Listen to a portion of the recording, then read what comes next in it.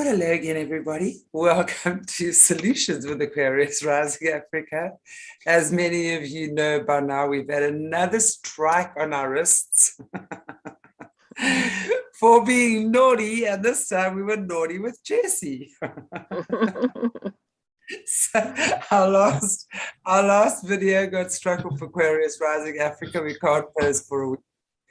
So therefore, we're doing our lives on Solutions now this week, but also please be aware we are making Rumble our main channel now as well. Morna, as we speak, will post the link, and please subscribe to Rumble, because what we're going to be doing is we still obviously subscribe to Aquarius Rising Africa too as well, because we're going to be posting sort of the little tidbits on there, so to speak, and then immediately taking it over to Rumble. So we'll be using both of them. We just don't want to get struck again because we're putting important stuff out there. What can I say? So clearly we're doing something very right.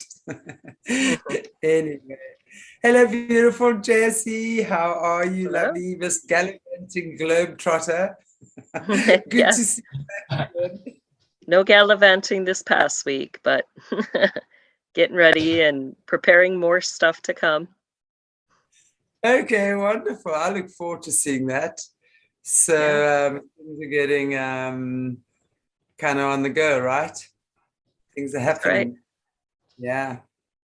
I'd be interested to know, just before we get onto our big Disney DECODE thing, what is your stance on this Johnny Depp Amber Heard situation? Do you have an opinion on it? I mean, I think, again, it's another diversion that we are being distracted by, but I just find it quite interesting that she's getting all the flack for being the abusive wife or girlfriend or whatever, and he's getting all the sympathy. Meanwhile, back at the ranch, I'm not saying he's an abusive guy, but we know that he's not exactly peachy clean, is he? What's your opinion on what's going on there? Well, I think there's much more to the story. You've got two high-level vampire regent lords, and I think that they're fighting over jurisdiction, property, things like that. So I don't know what else to say, but there's a lot of fishy stuff about it. People can go back to the beginnings of the trials with Johnny. They had began last year in France, and you had very interesting things like a climate control group, which is made up a lot of us of Sisters of Light, who literally were masquerading right in front of the courthouse and the Bank of France in that area. So it's like, why are they calling in high-level Sisters of Light who do weather magic to come into that area where he's having a trial there? And then it continued,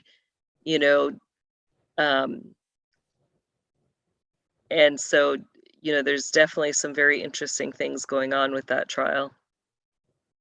But always something behind it, Is Right. that even Johnny? Is that even Johnny? Seriously, if you look at that guy, is that even Johnny? What do you think?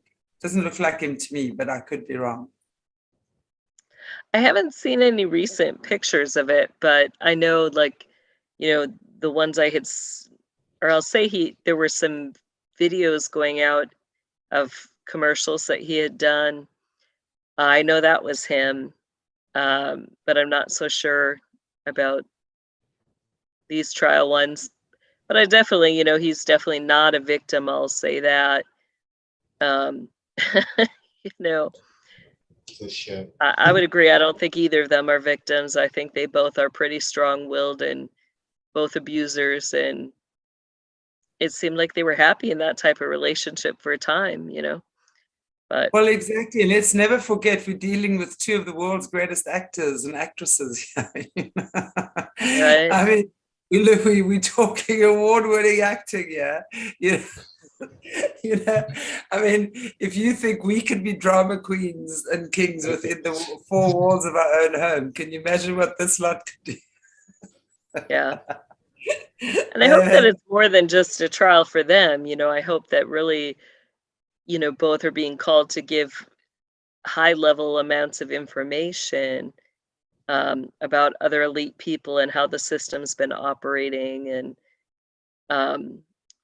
that's really what's going on in this situation, that they don't there are no plea deals, they don't get a plea, but I think they get a chance to testify and share about the truth. So hopefully that's what they're both doing, but time will tell.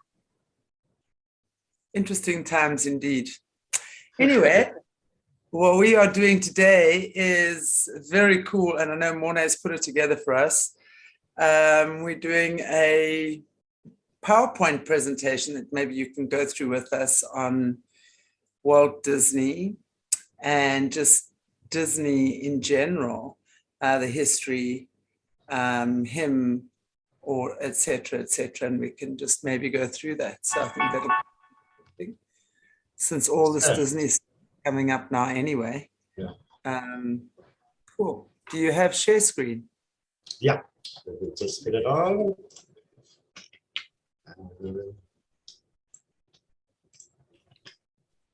Share screen.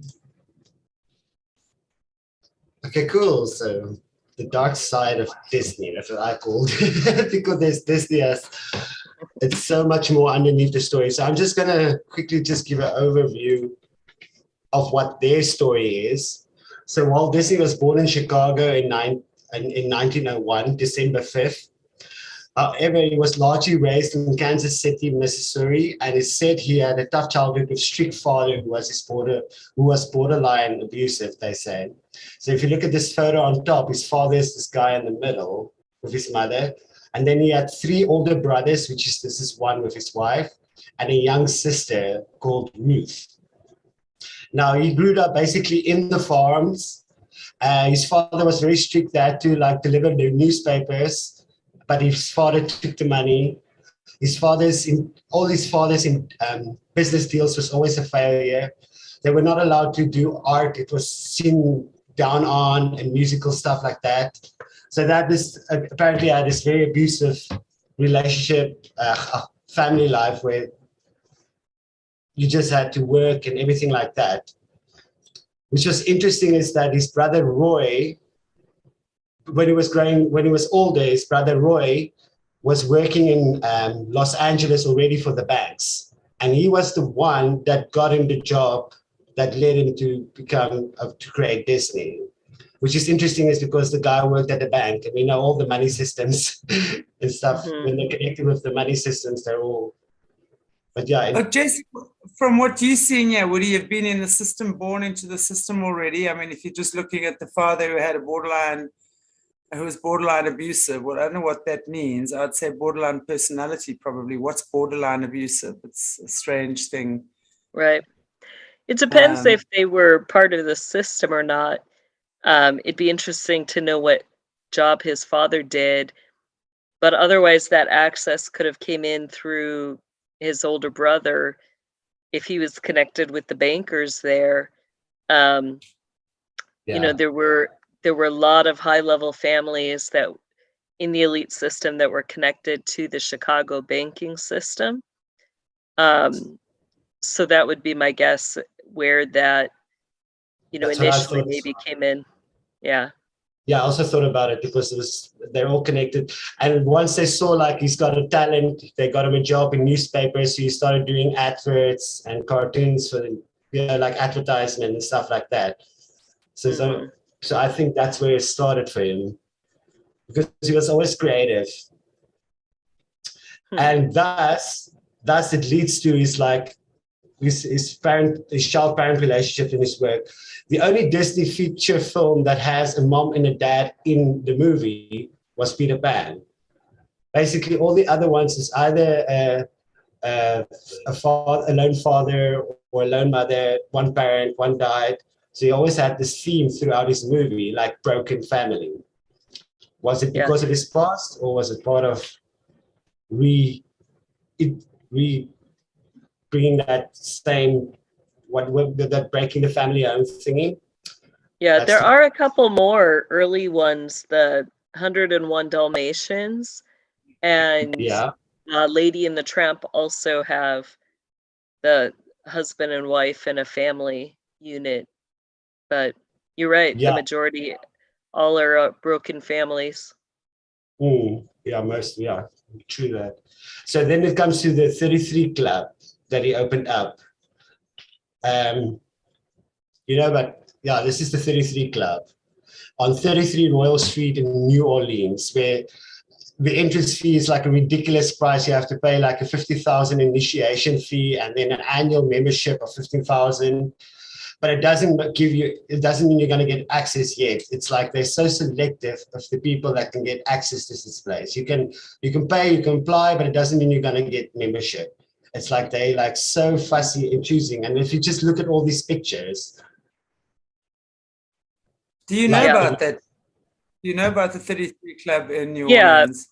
And, like when you look at the symbology, even on the door there, so like we talk about how the Masons will know by the outside of the building designs, places where they can go. So you've got the two columns, and, that represents the ball in the Ashtaroth. And then you've got the 3 roses on top of each. So right there, you've got the 33, so they're going to know, you have to be level 33 or above, even without the 33 there. You also have the diamonds right underneath those flowers.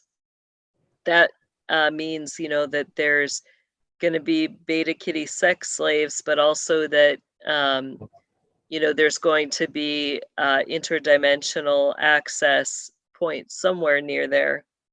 So. Wow. And then you obviously have the checker plate, the Masonic black and white floors. Mm-hmm. Wow. Oh yeah, the crystal ball above the bar. That's great, huh? Yeah, the crystal ball, yeah. Yeah.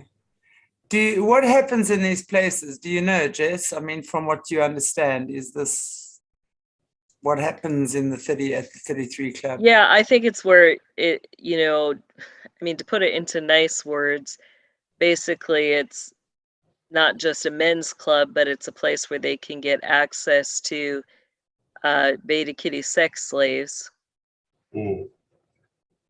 Yeah, like the Mickey Mouse musketeers that has been already trained and ready for them. Mm-hmm. These are like some of the members of the club, like Tom Hanks, Christina Aguilera, and Elton John. And then there's a lot of rich people, billionaires, rich people, bankers, and stuff like that. So just by Tom Hanks, they are already like, gosh. So what's the 33 Club? A subliminal way to say I'm a 30-degree Mason, and obviously it was. Because here's the photo of him in his like cloth, and his like Mason wear. But these other ones I'll show you. So we'll go on. So this is very interesting. So behind Disney, Walt Disney was a chain smoker. He was alcoholic, racist, narcissist, sodomite, porn king, wizard. His Disneyland estate has been used, mind control, human trafficking, occult rituals, and parading sexual deviance. Walt Disney is believed to be a secret 30-degree Mason, evidenced by his private Club 33. A Disneyland that he has the Masonic pillars of Boaz and Jacin. His famous Cinderella castle, this one on top, was molded after the Bavarian Illuminati castle in Neuschwanstein. I hope I said it right, Neuschwanstein. But if you look at the Cinderella castle, and you look at that castle, the pillars is that same blue ones here on top. They're very similar. And what do you know about this castle below? Neuschwanstein. I think we spoke about it. Yeah. Yeah, that's the Mother of Darkness castle, where only the highest level of the elite go for battles. Wow. It was taken over by the Mother of Darkness families back in the early centuries. The original builder of this castle, King Ludwig, was killed by Richard Wagner. And, he was the one who was teaching Ludwig about different types of black magic and access to spiritual gates, things like that. So. Wow. And it's ironic that he built a magic land, the magical kingdom, a magic land where he introduced the whole world about, like, I want to say light magic, but it's actually dark. It's like he just introduced the whole world about battle and magic and stuff like that. And it's actually based from a castle where they did like magical battles. Right. And, those areas are considered energy pull areas. There's always mirror cities or mirror areas where you've got high occultic activity. So, Disneyland, there is access there from the Neuschwanstein Castle, and they will pull that energy from the different programs and things that they're doing underground, but also from the tourists. So, like any mothers who go to Neuschwanstein, if they want extra energy, like whether it's through fingerprints or soul prints, those are considered like identifying markers where you tap into other people's energy and steal and exploit that. So they can pull from that area because they lay on the same ley lines and things. So, that was part of it, is that it's this huge tourist area where people who go, they go for fun, they go to bring their family there, but don't even realize that the moment they go, they're giving willing consent for all these high-level witches and warlocks to be using, buying, selling, trading off of their personal identifying rights and stuff. That's what's considered the black currency. So Walt Disney was a huge, whether you want to call him a banker, he was a huge dealer in some of the black currencies for the system, which would be fingerprints, footprints, so yeah. There was like, I saw this one ride, and I actually didn't put in we can dive deep into Disney, but also their rides on their properties, the rides they have. There's one where you die and then you go to hell. It's like the car, you die and now you're going to hell, and it's scary stuff. Now I'm just thinking all these children on this ley line going through this ride and all getting this like fright, and then it's just that energy, loose, what do you call it, loosey energy, and all that energy is just crazy. It makes so much sense. And then the Mickey Mouse Club, where a lot of the,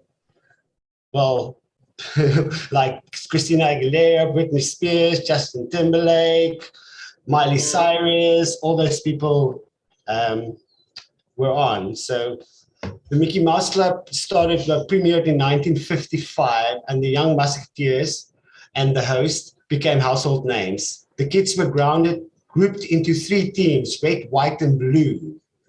And the red team went on to become the principal players of the show.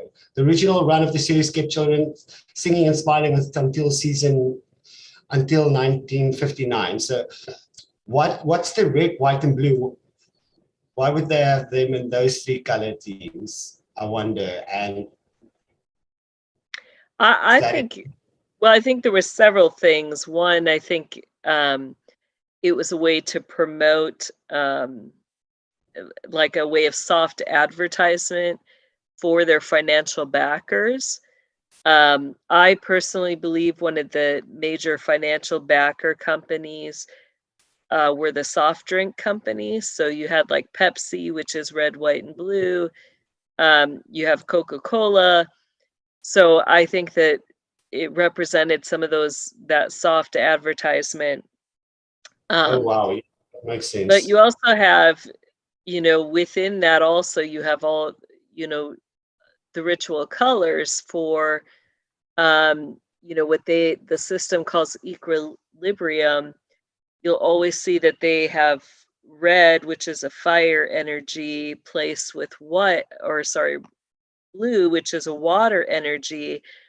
Together, you know, usually they'll have the teams of the boy, or we'll say the male and the female, which represents the perfect man, or in the Masonic system, the squared man. And then you'll also have, you know, the white then, which represents the glory or the power of God that's between them. So, you know, it's a way of, like, whenever the Masons do their rituals or things that they're advertising, you're going to see those elements of, you know, what they would call equilibrium displayed in all the works that they do. Yeah. Makes sense. Wow. Yeah. And the dark side of growing up as a Disney princess. Are all the children being programmed in this play? And I'm super sure about that. I would like to hear your thoughts as well. But if you look at all these girls, and they're always like cute, and when they come out of there, they're all sexualized. They're all you could go on the internet, you see all their like butterflies and signs and all the Monarch, MK Ultra programming. You can obviously see it in them. But do you think all of the children are being programmed, or are they being chosen? Yeah, I think that a lot of them are being programmed, and you know, with it, besides the high level Beta Kitty sex slave program, many of them then get into the Hollywood scene or the music scene. They're used, you know, as sex slaves with high level politicians, but they're also, you know, fully trained, you know, I guess I'll just say assassins as well. That's, you know, they're completely mind controlled, and you see evidence of that. You know, many of them right around the age of 18 to 20 tend to, or I'll just say before their 30s, tend to have a major breakdown in their life where they're suicidal. You know, so right after they come out and they're really sexualized in everything they do, then they have their program starts to break down, and then they're called back in, and that's when they're reprogrammed, and all of a sudden you see them, you know, so you see this brief period of time where they're struggling, trying to figure out their path, and then, you know, if they take to the program, they're still used, or I'll say reprogramming, then they're still used. If not, they're discarded, and their, you know, fame and fortune is short-lived. So true, because with all of them, you can see that stage where they shave their hair or go all crazy, basically, or they like, you know, label themselves as crazy. And then some of them, I mean, Right. Brittany was gone for how long? So she was gone for how long? So did her programming stop and she was off the scene, or Yeah. like, because she was just disappeared for a very long time. And then you look at Madonna, obviously we all know that she's the Betty Sex Kitty trainer of all trainers. Yeah, she's one of the grand dames for the Hollywood, or we'll just say Hollywood Disney Beta Kitties. And you know, I can remember a period when she tried to run, and the system went after her and pulled her back in, and ended up having to switch the program a bit. Originally, she was under the Jesuit Catholics, and then they had to put her under a Kabbalah programming because the other program wasn't working for her. Wow, Jessie, just on that note of a grand dame, I think there've been some recent pictures of Elon and his mom at some ball. Yeah. I mean, I understand it's not Disney per se, but I'm sure there's a thread that goes along with that. Can you tell us what that was about? Elon and his mom, she had this very long velvet wine colored dress on and pearls and pearls and pearls and pearls. He was dressed in a black and white tuxedo, walking around like a robot. What did you? Yeah, that was great. I was laughing. I put up some tweets on some of that. We had a lot of interesting, for the Met Gala, not everybody high level always attends that. So it seemed like you had many high level people who went. You had Hillary Clinton, who was there supposedly. You had, May Musk, and they both were wearing that wine colored red dresses. But what's hilarious is that, I guess there is a lot more that I see. For me, there was no keeping of the posture. This is a very usually serious event. And, I would even question if that is May or Elon.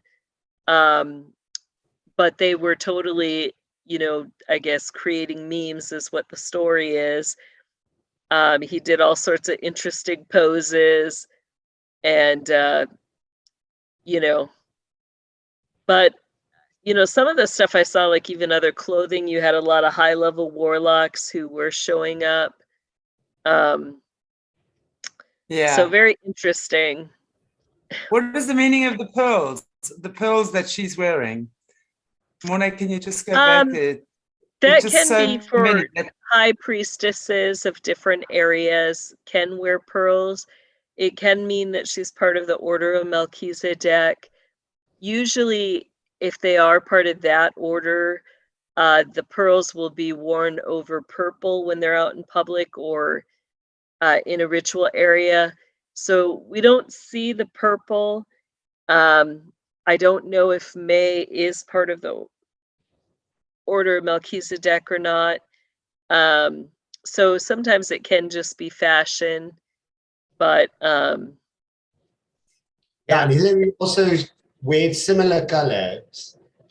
So Hillary was also wearing her wine red frock. Yeah, I noticed that.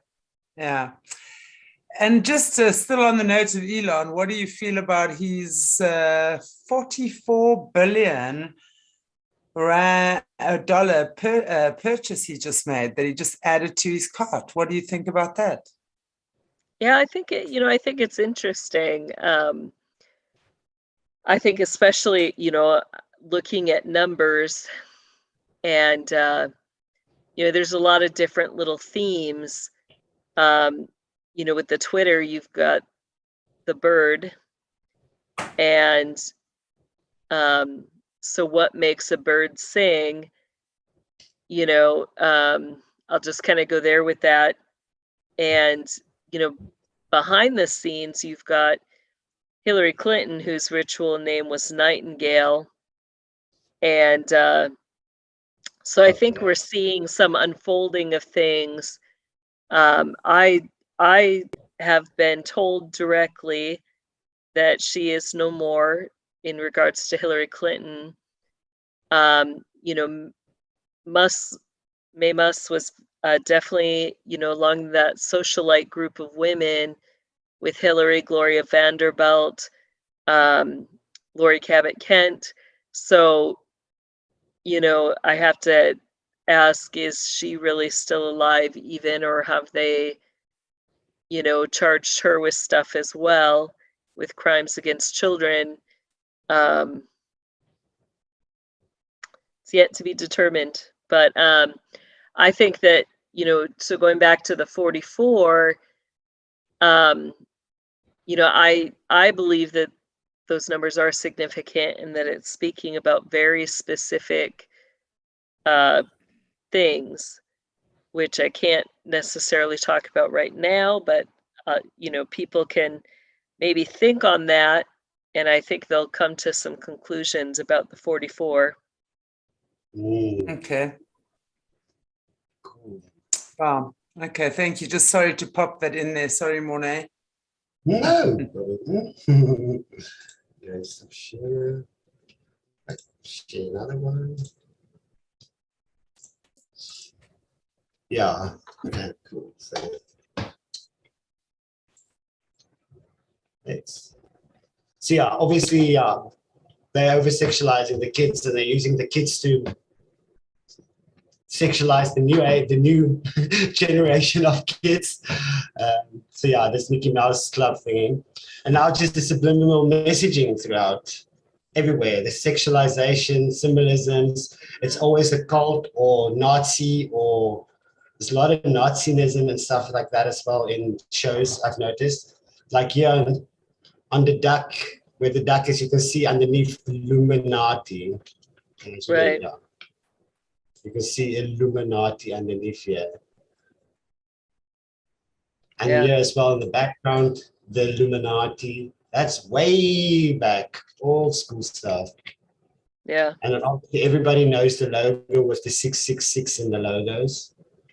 And if you turn Disney upside down or in a mirror, you get Wicked when it's upside down. Mickey. It's when you. It's actually Mickey, the you're word right. Mickey. Sorry, Mickey. Yeah. Mickey. You get the If you Wicked. turn Mickey upside down, yeah. And if you look at Mickey Mouse, all he shows is he's like drinking and always happy, and he's drinking beer and fighting stuff. He's a little bit wicked, yeah, very wicked. Yeah. And then they're just going to show some clips and posters and stuff with all the symbolism. Like here with Tangle, you can see sex spelled out there. It's like so quickly. And the same with Lion King, when he goes drop there and all the air goes and dust goes into the air, it also spells sex. This picture doesn't give it justice, but if you look at the footage itself, you'll see it a lot. And they say it's SFX, like studio effects, but with all the subliminal messaging, you can't trust these guys. Right. Yeah, Pixar, look at this picture, Mommy.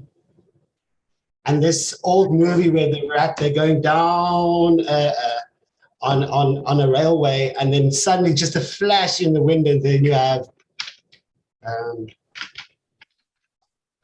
a naked woman. Yeah. And then this one, of course, it's also, you're going down top down truck stop, where it says convertible waitresses. It's top down. It's like a car. So it's like Hooters, it's like a Hooters. Yeah. Then obviously everybody knows this one on the left on top, where she's giving Minnie a hug, but you can obviously see that. And there's also one show of the bishop marrying, I think it was Cinderella, and then he gets like a boner as he's doing it. It's so subtle if you look at the footage, then, because you're focusing on Cinderella, not the bishop singing going there below. And then this one, of course, on top.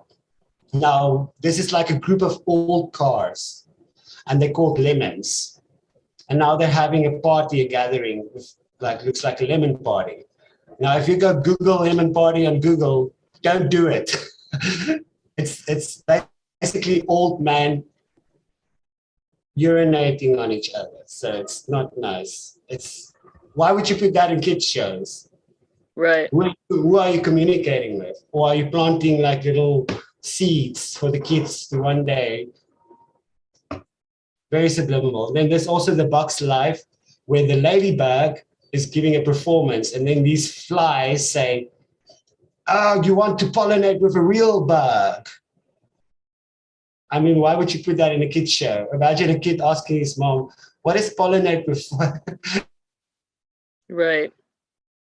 It's everywhere. I mean, we can do like slides and slides and slides of every movie with the subliminal sexual messages.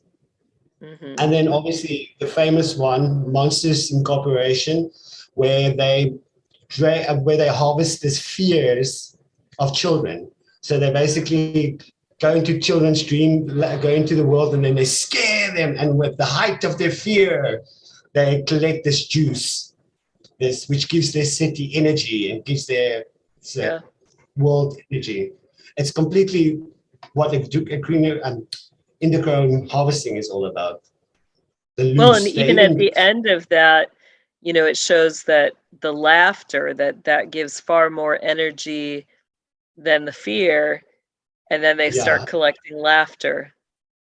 That was my favorite part. But this is interesting if people go back even further to some of the original movies coming out at the very beginning.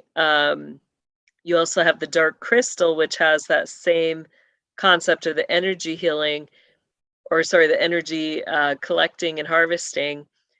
And if you compare that with Monsters, Inc., it gets very interesting because there's a lot of overlaps telling you how they're doing it and the purposes behind it. So I watched the Dark Crystal. It was like a 6-part animation. Very interesting. It makes sense. I have to go watch it again. And then obviously Ariel, Little Mermaid was one of the pinnacle movies that created so many characters at that stage. And this was the first poster which they changed. And you can see clearly there on the castle, the golden castle on top. If you zoom into it, obviously you see, again, male organs. Yeah. I thought they had a bigger one that was far more defined with the original. It was on the video covers for the videos. Yeah, man, I'm just not zooming in that much right now. Maybe the picture you saw was just in a lot. Yeah, but it's obvious, it's everywhere. And then some of the first episodes here with Daffy Duck here on the corner where he discovers magic and they draw the pentagrams and they do like magic. It looks like good magic, but this didn't look like good magic. Is it white magic? Is it dark magic? Is it both that they're portraying? Yeah. And then you've got a lot of the initial imagery, like even the mouse on the boat with the boat wheel. Where do we see that wheel showing up? We see it on a lot of our cities, our towns. That's the sign of a Rotarian or the Rotary Club. So a lot of those interconnections with the Masonic world for sure were displayed through Disney. Wow, I didn't even know about that. About the handle, yeah. And then this scene here below with Minnie Mouse hanging against this episode is so crazy because this is like this man. It's like this old man who captures this girl and it's like this, it just looks like a snuff film, so to say. It looks like almost like a lower version of a snuff film. And apparently Walt Disney was into the snuff films. So there's a lot of the way children hanging, Minnie Mouse hanging, and then Mickey Mouse is like drinking a lot of beer and then he's fighting this big old man. So this scene for me is very like, disturbing as well.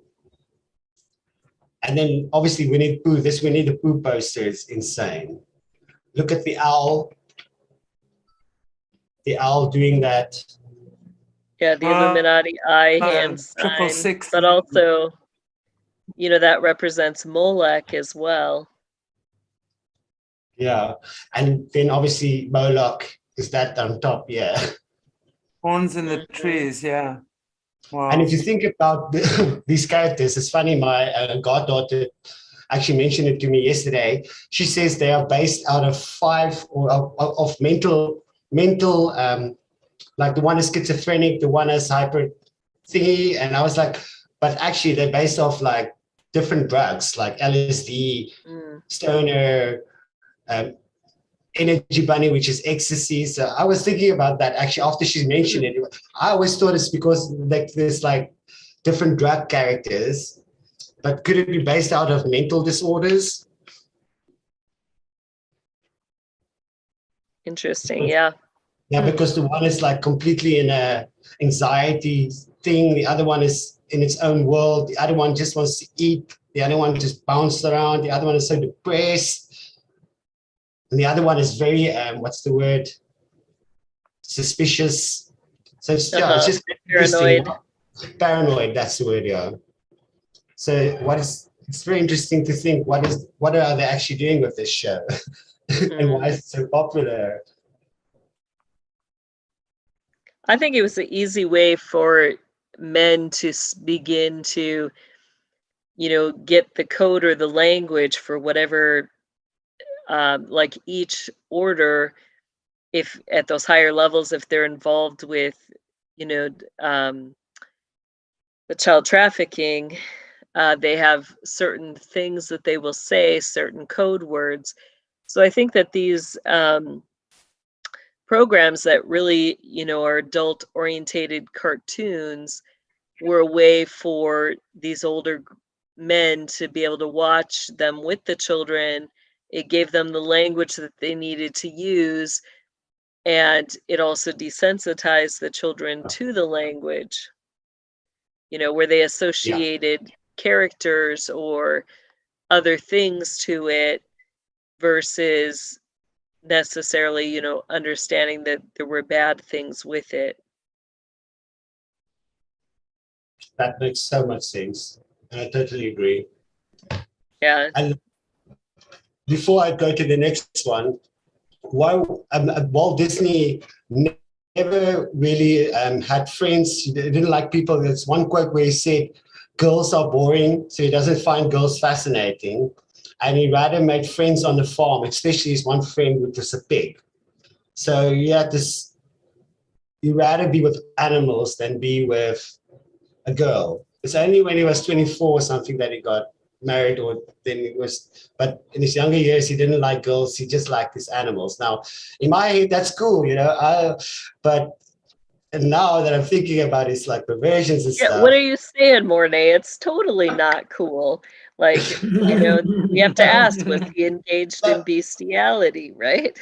Yeah, no, it's just like, it's sick. It's crazy. It's, I loved all the Disney movies. I wanted to be the next Disney.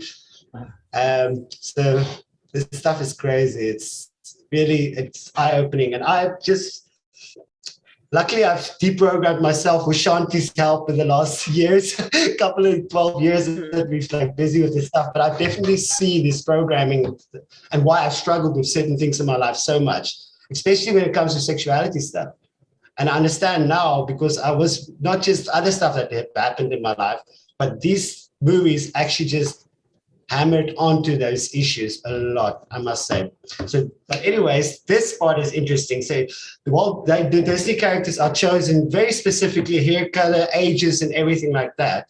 And if you look at this girl, Snow White, 14 years old, ran away from home, lived with 7 old men, and then married a stranger in the forest and kissed a dead woman. Right. And then you've got Jazz, then 15 years old, runs away from home and hooks up with a criminal in the streets, 15 years old. And then Aurora, I'm going to skip Ariel. She's 16 years old, also ran away from home with a single dad, basically sold his soul to become human for a stranger, for a man. Mulan, 16 years old, also ran away from home to prove her worth for a dad. But she joined the military, Mornay. Became a military hero.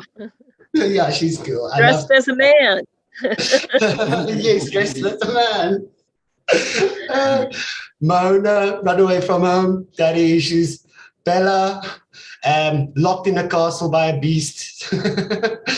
It's just, if you look at all the patterns, it's insane. It's the same thing with girls, daddy issues, run away from home, trusting strangers, and they're all like not even 20, except at the end, Anna and Elsa's. At least we're starting to get age appropriate, but before that, yeah, it's a pattern. Yeah, they definitely look like 20 women in their 20s, yet the storyline is that they're much younger. Yeah. But they don't look like girls that age, yeah, definitely. Like with all the movies where teenagers are on, they're like, and then you look at normal teenagers with freckles and everything, and then you look at the other ones on TV, and they're obviously not teenagers. Right. And then this is interesting. Oh, go ahead. Yeah, and Alice Day, Alice in Wonderland Day, is on April 25th, which is also the day after your birthday, and it's also apparently our Pride Day. Coincidence? I don't think so. Yeah. And then follow the white rabbit. So what do you have to say about that? It's more about I don't think it's just about pedophilia. It's about the whole cult thing. Is that when they celebrate? Yeah, they still go through till May 1st, which is May Day, which May Day is one of the largest days where, you know, the girls are chosen. They're displayed like in different cultures. They would put a wreath of flowers on their head, and they would do games with the maypoles, you know, where the girls would be dancing in their communities. So they would be selected for who was going to be bred for rituals.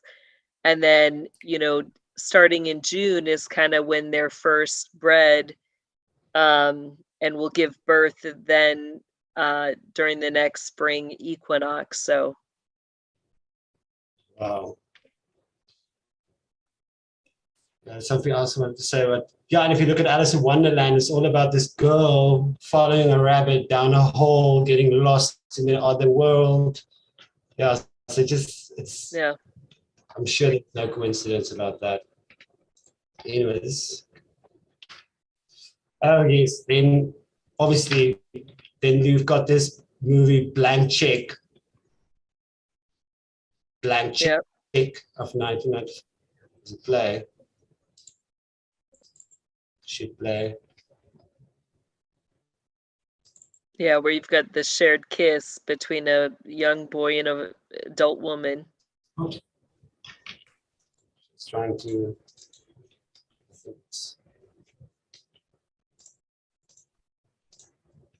Oh, why is it hanging out? Maybe I shouldn't play it then. Wait, here it is.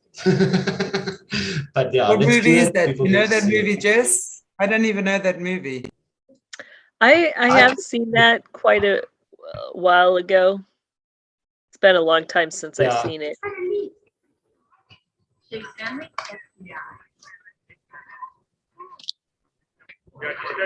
She's an FBI agent. Wait a minute. So that means a date? Just for your job? Well, it started out like that. You should have known. Hey, you know, I wouldn't have traded that night for anything. So when can I see you again, Shay?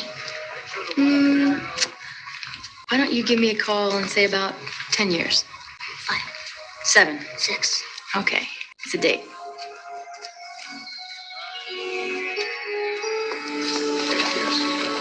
I mean, like, seriously. Preston!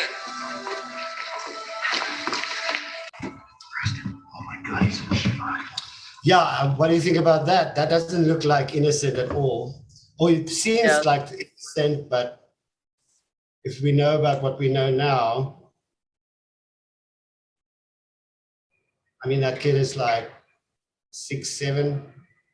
Right. Well, you have some other symbology there as well. Usually the lighter suits with the yellow roses and the bow ties are worn by the Audubon Society or the Smithsonian people. So you've got some definite alluding to different Masonic groups where they do raise up certain boys that are breeders, you know, and you've got the typical, you know, beta kitty in a black dress, you know, very seductive. So, yeah. Yeah. Wow, I didn't even, no. I knew there was something with that scene. And I can remember this movie as a child, and back then I thought it was cool because, like, Yeah, the hot chick one day, you know, when I'm a little bit older, then this hot chick is kind of older. It's really like, it's crazy how they really, through all their movies, have like programmed everybody. Now it works. Now, Disney resorts and cruises. I want to touch on this one.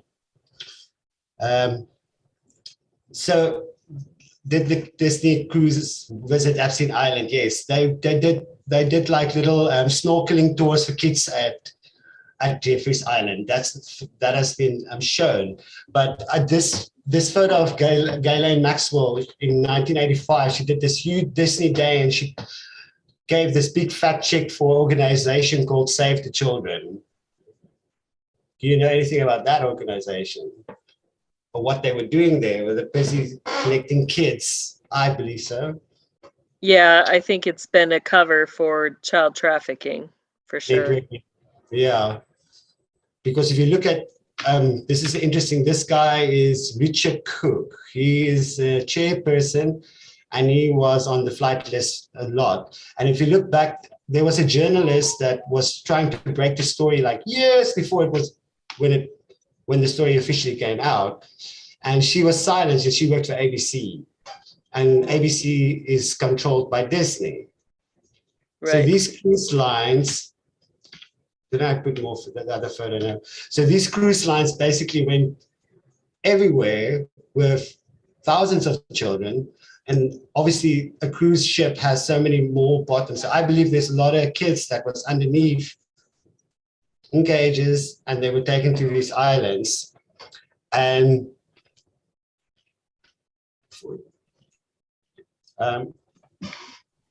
would you agree? I definitely think you will agree. Why is it there? Yeah.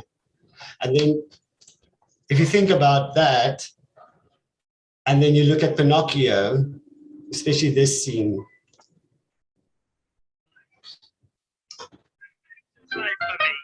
A high silk hat and a silver cane, a watch of gold with a diamond chain. High diddly day, an actor's life is gay. It's great to be a celebrity, an actor's life for me.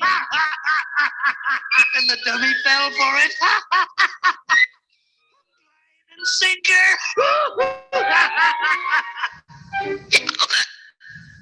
And he still thinks we're his friends. And it's Stromboli pay. Plenty. That shows you how low Honest John will stoop. Hey, Kitty? Now, coachman. What's your proposition? Well, how would you blokes like to make some real money?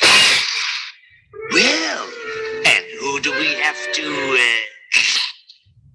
No, nothing like that. You see?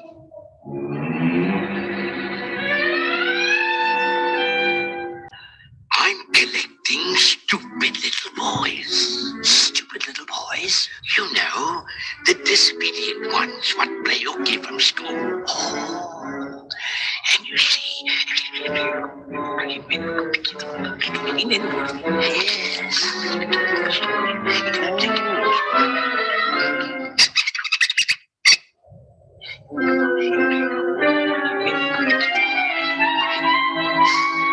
And I takes him to Pleasure Island.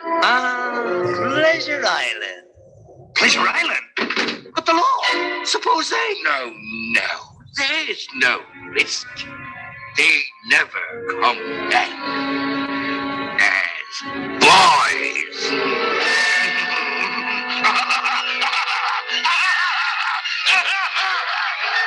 Now, I've got a coach load leaving at midnight. We'll meet at the crossroads. Yeah, basically. Mm-hmm.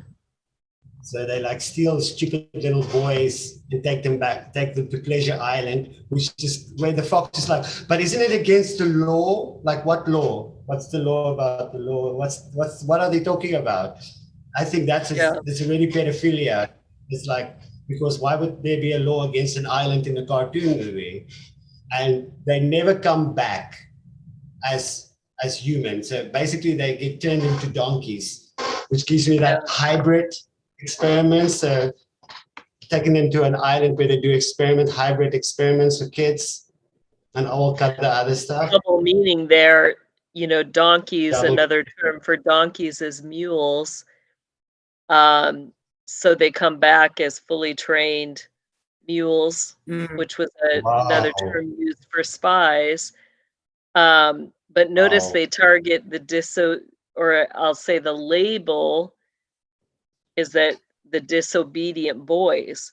So you have to ask, you know, throughout history, all these little boys that were labeled, you know, as the disobedient ones who had to go to special places, you know, to teach them how to be good citizens, you know, was that really just a way for them to justify what they were doing to the, you know, the parents? The schools would go along with it, you know, and would give permission for the boys to go with these men who supposedly were tutoring or financially supporting these special programs. You know, it was looked at as good experience for the kids. They would come back trained and, you know, better behaving and stuff. But people didn't even realize, you know, they were buying and selling their kids to be trained in the system. Wow, that's even makes even more sense now. Juice. Yeah, and coincidence when they have the blue stripe castle and Jeffrey stripe castles. So there's big significance around that as well. And then the other castle. And this is also interesting. The CIA in 1969, WALT enlisted the help from the CIA, which helped them acquire the land to build the second park in the swamps of Florida, where apparently 700 children go missing a year, if not more. And it's funny because since then they actually have, as I understand it, they have their own little law, or they don't have to pay back. Yeah, they're considered like they're not under government jurisdiction by any land. So kind of like the US Post Office or London or the Vatican, they're their own entity. You know, so that should right there tell you, you know, how does a place like Disney get to become its own country? That's basically what it is. It's its own country, not ruled by any other country. Yet, how many kids in America or around the world go there, you know, or were part of their Mickey Mouse Club or their training? So, you know, these are two of the biggest training centers in the world, in conjunction with, you know, Alpha, which is over in Australia, and then we have the farm here in the United States. So, yeah, this is the map of all the resorts. It looks like the California and Orlando one is almost like on the same line. I don't know if there's any relevance to these points. Well, there is. I mean, I'm sure there's if you go back one slide. So when you actually see these symbols, like for other government seals, usually you'll see an outer ring that will have 2 stars in it. And that tells you the main 2 training centers where people out of those programs will come from. So notice that lines up with Disney, both in California and Florida. So that makes yeah. And obviously Disney is known for its underground tunnels, which they say it's used for the characters and the props and stuff to move underneath. But I'm sure those tunnels go even. I mean, I think an American one should probably, there's the tunnel from the one to the other, probably. Would you say? I'm not sure about it. Yeah. So yeah, the underground tunnels. There's crazy networks of tunnels underneath these things. And I'm sure they use this. Do you have any intel about tunnels being cleared with Disney and Florida and stuff like that? Yeah, there's been a lot of unusual flooding in that area, which means that,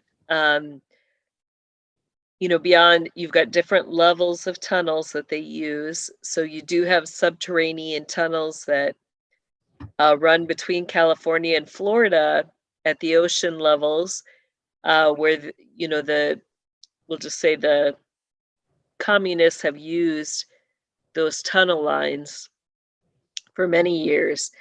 And so, when those submarine bases were overtaken, then now we've seen them flushing out those lower areas. So that's why you're getting the mass amount of flooding. Yeah, I saw that a while ago when that big flooding. Yeah, and they've spent a lot of time to create these tunnels before they started building the parks. That's for sure. Yeah. Yeah. And seeing that it's a 30-degree mason and architecture, everything just lines up. And yeah, the list of companies owned by Disney, this is crazy how much Disney has control over it. Like the ABC, that's why the story of Epstein was suppressed.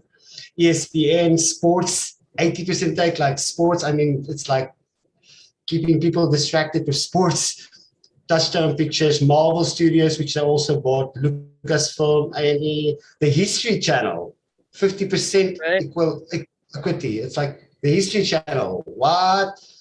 Lifetime, Pixar, Hollywood Sports, Vice Media, Core Publishing. And this is just to name a few of all companies they control. Well, think about interconnecting circles, if they're preparing children for trafficking, all of these other means give them a way to traffic, where they're providing stars for whether it's, the Super Bowl or the games that ESPN covers, and of course they want to be able to provide the media coverage for that. Yeah. So, they get that foot through the Hollywood Records and others into the, the media, the music. So kind of they've got their foot in every single avenue where they're going to have high levels of distribution to the elite. Yeah. Wow. Well, that's it for this one today. Like I said, actually almost on time, perfect. There's so much more you can actually, there's so much more we can go into depth from his past, the people that's with him. I just wanted people to see the overall connection and how vast Disney is. Not just movies. It's massive, cruises, It's cruises, it's tunnels, it's media influence, it's CIA. It's crazy. And well, Adrian John Wells is always, that's the first time I really understood how that Hollywood is actually part of the three-letter boys alphabet. It is the three-letter, what do you call it? The alphabet boys. Yeah. Yeah, that's what Tom calls them, the alphabet boys. So maybe we'll stick to that word from now on, the alphabet boys. But apparently, a lot of the actors and the actresses, and he's mentioned a number of them who are high-level spies, that are actresses and actors, and they just take over the stage there. Wow, that's amazing. Right, and their celebrity status, gets them into other countries, gets them into different places around the world, To be able to do their goodwill projects. We just know about all of that here in Africa, all over. We have everyone coming in here, helping and sorting and fixing us poor broken Africans up. We definitely need them, don't we? Yeah, I find that so annoying. Anyway, but it's such, when you see it, you can never unsee it, right? It's like once you start, it's like, I don't want to say the building starts breaking down. They can't stop. So it's like you can't help but see what is being exposed now. It's crazy. Yeah. And yeah, Too and many like dots. Jess, you said, we've only just scratched the surface. So I look forward to digging. We could be little moles, the African mole team. We'll go digging and see in our little tunnels and see what's going on there. But anyway, but I'm super excited because we have you back again. Shall we say 3:15, like in maybe 20 minutes or 25 minutes? It's now 10 to, maybe we just take a break, have a cup of tea. And guys and beautiful girls, I'm so excited to say Jessie's with us on Solutions again. And guess what we're going to be talking about today? It's a good one. The mothers. We're delving into the Queen Mother. See, this is the stuff I've been dying to ask Jessie for such a long time. So now, finally, I get my opportunity. You see, she has softened. Yep. In the beginning, I'm sorry, Chantelle, we can't talk about Jess. But now you see, now we're talking. Guys, don't say I didn't. I'm sorry, Chantelle, I can't reveal that right now. You do it so well, right? Lovely. Okay, guys and girls, if you haven't already, please give us a like, a share, and a subscribe. Right now we're on Solutions, Aquarius Rising Africa 2. Please find us on Rumble. We're being hectically shadow banned at the moment. So as I've said a couple of times today as well, a lot of people are pressing subscribe and it won't allow them to subscribe. A lot of people have subscribed and then come back and they've lost us and they can't find us again. So please just like, subscribe, share, comment, because I just think if we get the algorithms up, it's going to help a lot. And we obviously need to get our message out there. Obviously, they don't like what we're talking about. So all the more reason to do it, right? We're little rebels. So that's what we have to do. We are rebels with causes, not without a cause, with cause. Right? We certainly are. Amen. Would you like to pray for us? Absolutely. Heavenly Father, we just thank you for this time, and I thank you for this place where we can share understanding.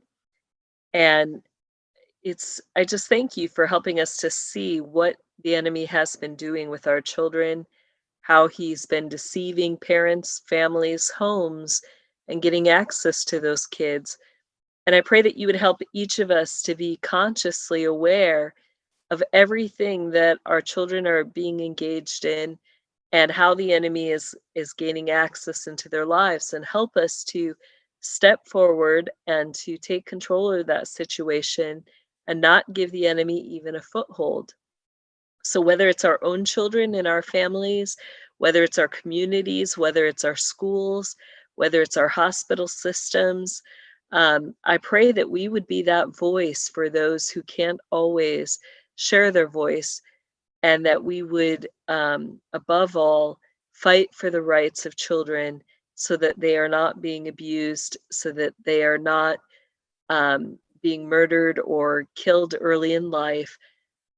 Help us to be able to solve these issues, and let us be passionate about it, Lord, because there is nothing more important than our children. And let us take that stand to protect each and every single one. We ask this in your powerful name, Jesus. Amen. Amen. Thank you, Jess. Thank Okay, you. guys. Go get your cup of coffee or your cup of tea or your cup of chai or whatever it is. Have your bathroom break. Come back in 20 minutes and we're going to hear all about the mothers of darkness. I'm so excited. I can hardly wait. Bye. See you soon.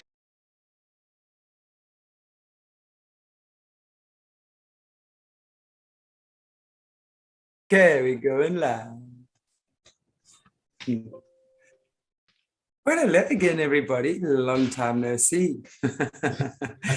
Yeah, we are again. And so happy to have back with us again our lovely Jessie. And I am so excited. I was just saying to Jess off air now that, she's lived the life that you read about in fairy tales, not the nice fairy tales, these aren't exactly, these are like the, I think, bit of grim fairy tale stuff going on here.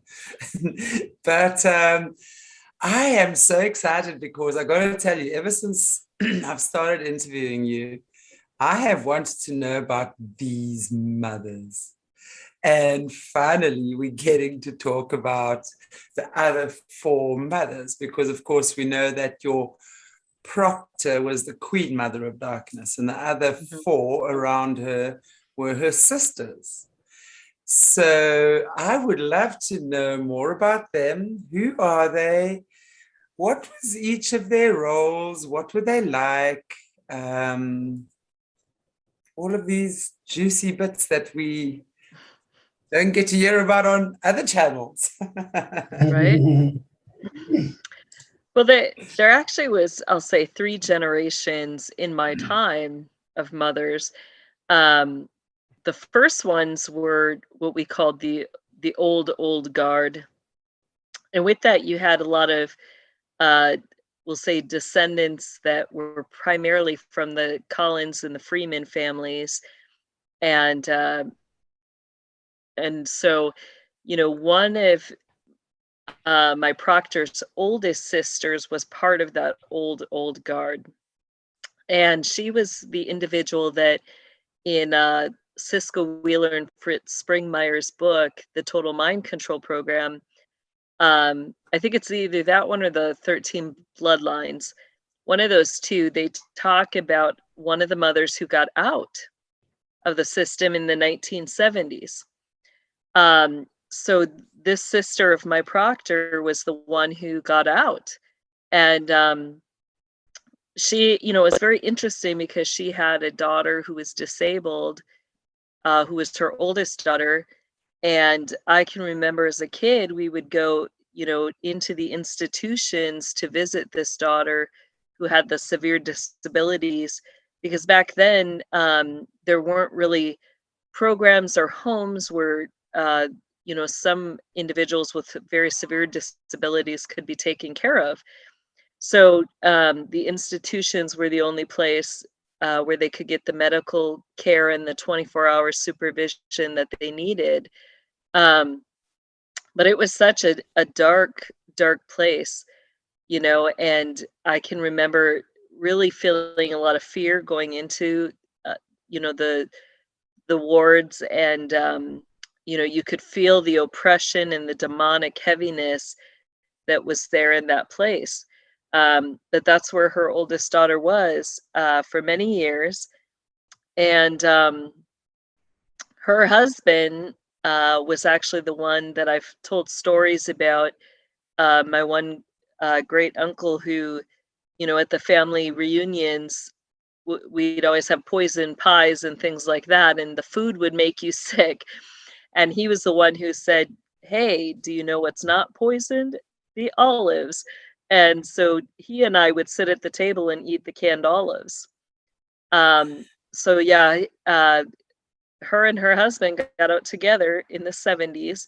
And then from that point, the system didn't pursue him. They let him live for whatever reason. I don't know the whole logistics. May I just but- chime in? You don't mind, Jeff?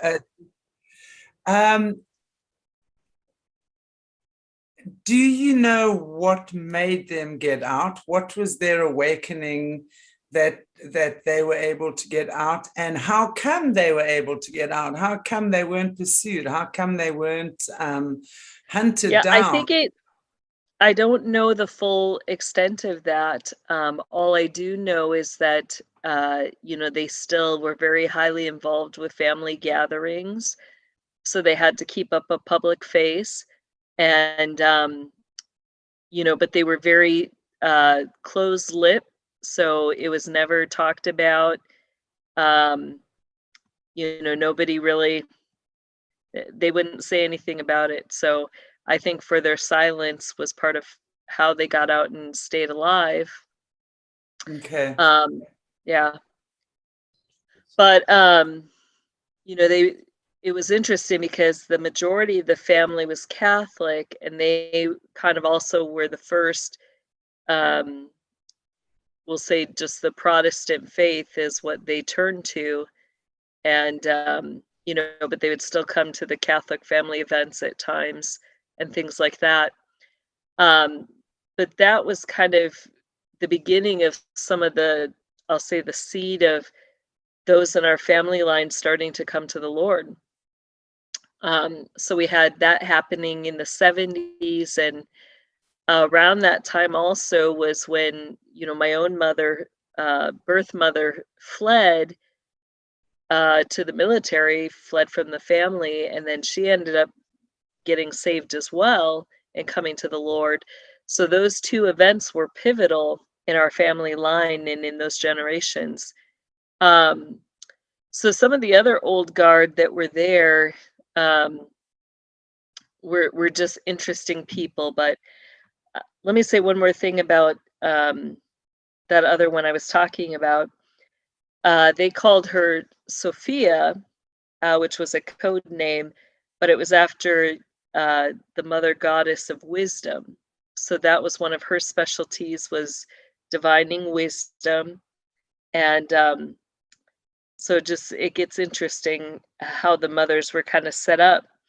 So when she left, they ended up pulling in another family member who had married into the family line.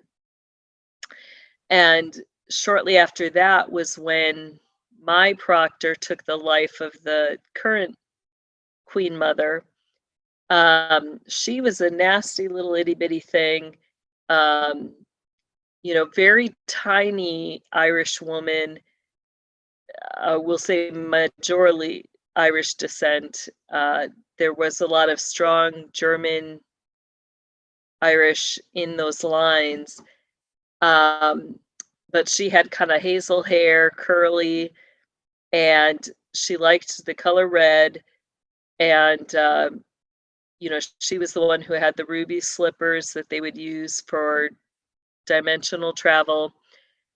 And she always had this scepter that was basically Ashtaroth scepter. So it had like a little kind of swirl on the top of it.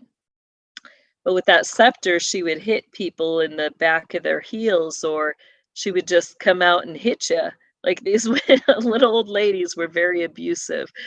And I'm going to just give a little freedom, okay? Because as horrible as it is, I really want our time when I'm sharing this stuff to kind of be fun and lighthearted, you know, because this is how I remember them. You know, it does make me laugh because it's some of the things are so ridiculous. You're like, how in the world did Lucifer ever get his system to run with these ladies? I don't know. But so she, you know, when I first met her, like there was only a couple week period between when I met her to when her life was taken. But she was just very cruel. She would, you know, like I'd have to go stand in front of her, and she wanted your feet, like, you know, and they give you those, excuse me, but those stupid little patent dress shoes. And, you know, your feet had to be perfectly aligned with each other and you had to stand straight. Well, I grew up with all these boy cousins. Like I was a tomboy. I was used to climbing trees. You know, I had this totally other sense of balance, I'll just say. Like I'd never had my feet together. And she would want me to stand there in those lacy little socks and my feet together. And, you know, I'd always have that back foot just kind of going back farther with my stance. And she would come back and hit my heels. Then when it wasn't working with the shoes on, they'd make me take off the shoes, and she'd hit my heels with the bare feet, trying to get me to stand straight. I still, you know, I didn't care about the pain. I just wasn't going to allow her to tell me how I should stand. And so, you know, that that was a huge argument for a little bit with her. But I remember she had like really long nails, and they would do like a lot of pinching too. That was one of their main ways to abuse kids, is through the pinching. You know, so I got a couple good pinches, I'll say, from her in the time that I knew her.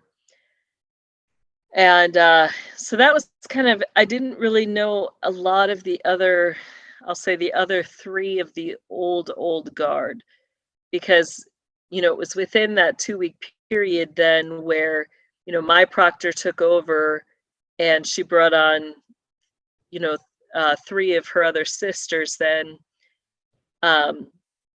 So then you had that full kind of family dichotomy where there were 4 of them that remained in that ruling position there.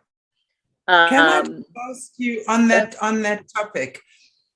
So one of the things I remember in the beginning of your interviews, one of the first things you spoke about was when your proctor took over the role of Queen Mother of Darkness, and she literally headed the previous Queen Mother of Darkness. Now, is that ritual the same for the other mothers when they get dethroned, if you will? So the new ones coming in, would they have had to do the same with the old Mothers of Darkness? Yes, and I did, you know, have, I guess, several of those I saw, and then some of the other ones I heard, you know, of the nights when those mothers died. So yes, the ritual like their life of their predecessor.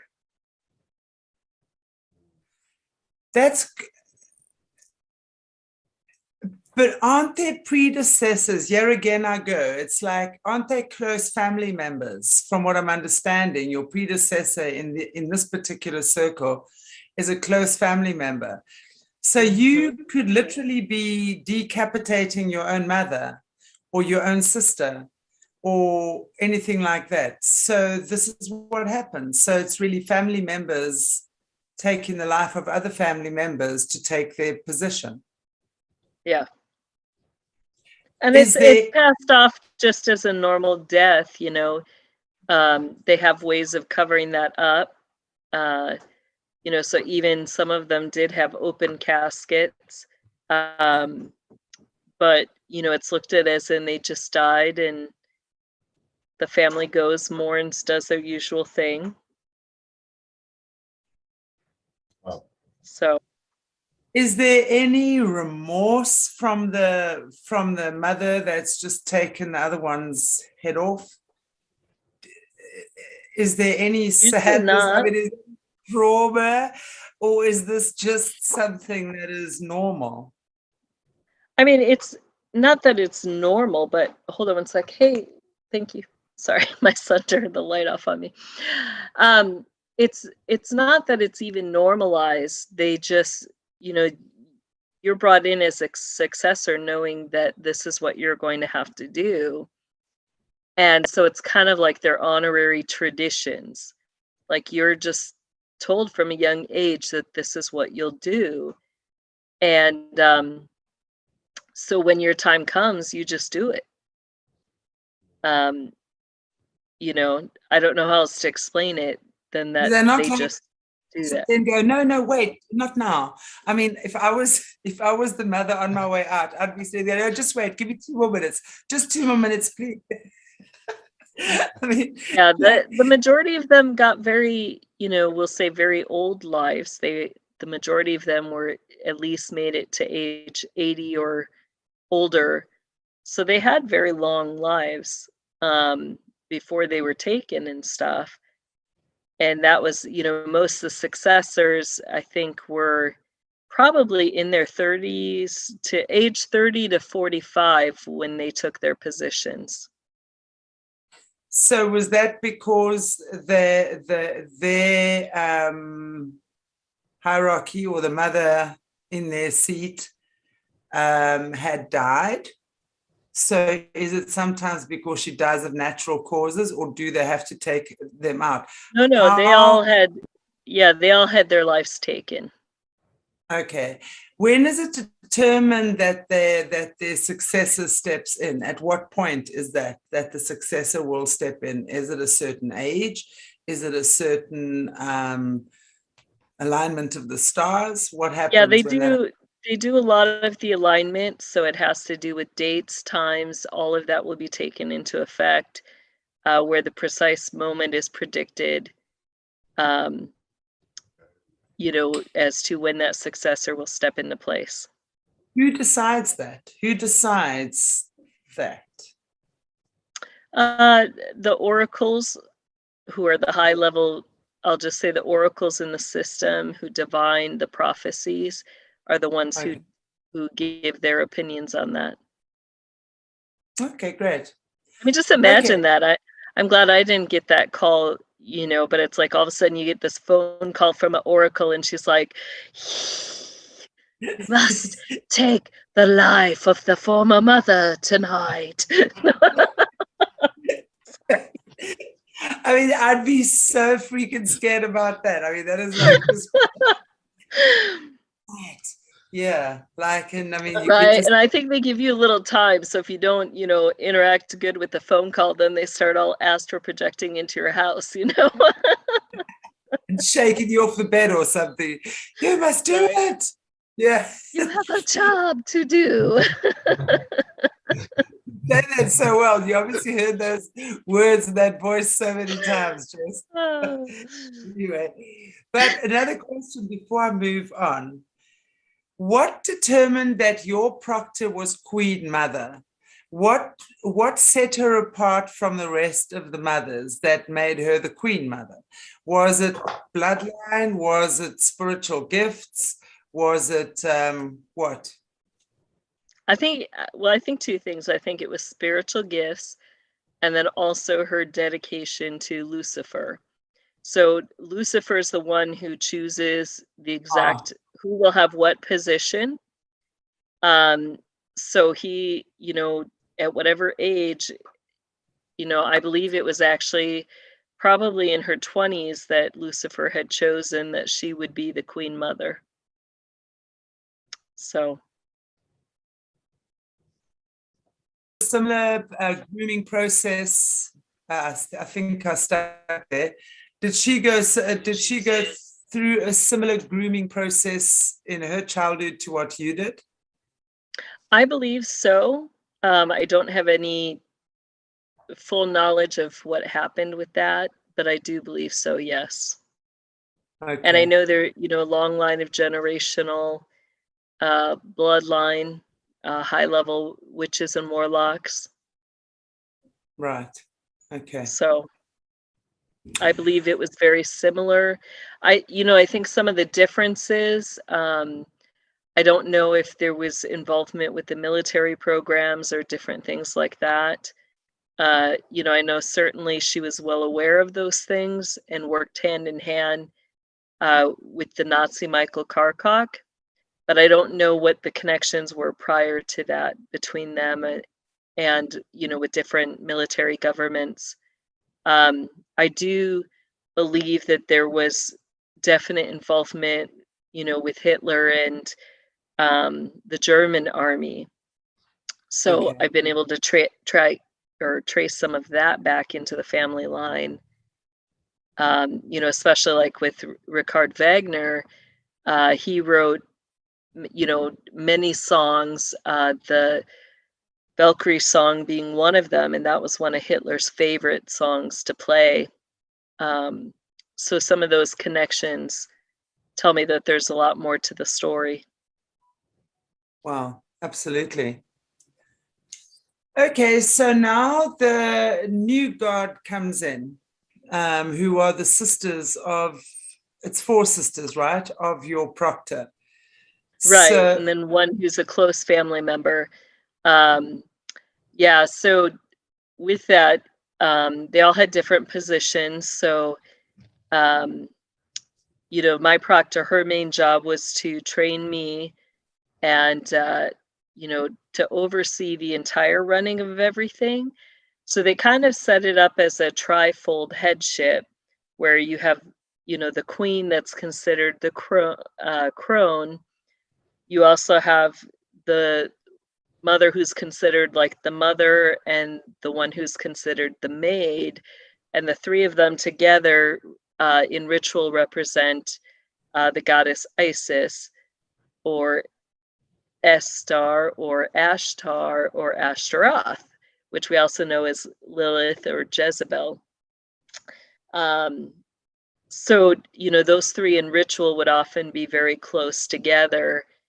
And, even their lives, they did a lot of things that were very close together. So, the majority of the time, if it was rituals or ritual prep, I would have all five that would be present. But the primary three I was working with were those, the crone, the mother, and the maid. So, I'm trying to think where to even go with all this, but, if we talk about them individually, so you had my proctor who, I don't even know how to give a scale of evil, because they all were very evil, but she was probably the second most wicked. One of her other older sisters was the most wicked, and really got heavy into the deep, dark, black magic. She was the one that would put the poison in the pies, and everybody, hated to have to go to these family reunions, but we had to. And it would never be enough poison to kill anybody, but it would give you really bad gut for at least the weekend, if not into the next week. And it would be very random, and these mothers, they didn't really cook as far as I had seen. I knew mine, she was so busy with training, but the system would do things to make it look like she cooked. So there would always be, food in the refrigerator, casseroles that she just had to put in the oven. And I used to sit up in my room, because my room was right above the back door. And so, I figured whoever it was who was putting it in the fridge had to be coming in those 3 hours that we were allowed to sleep. So somewhere between 2 and 5 in the morning, or 3 and 6. So some nights I would stay up all night watching that door, and I still could never see anybody coming in or out. And sure enough, first thing in the morning, I'd be running downstairs, opening that refrigerator, and there's a casserole in there. And I'm like, who prepares the casseroles? Have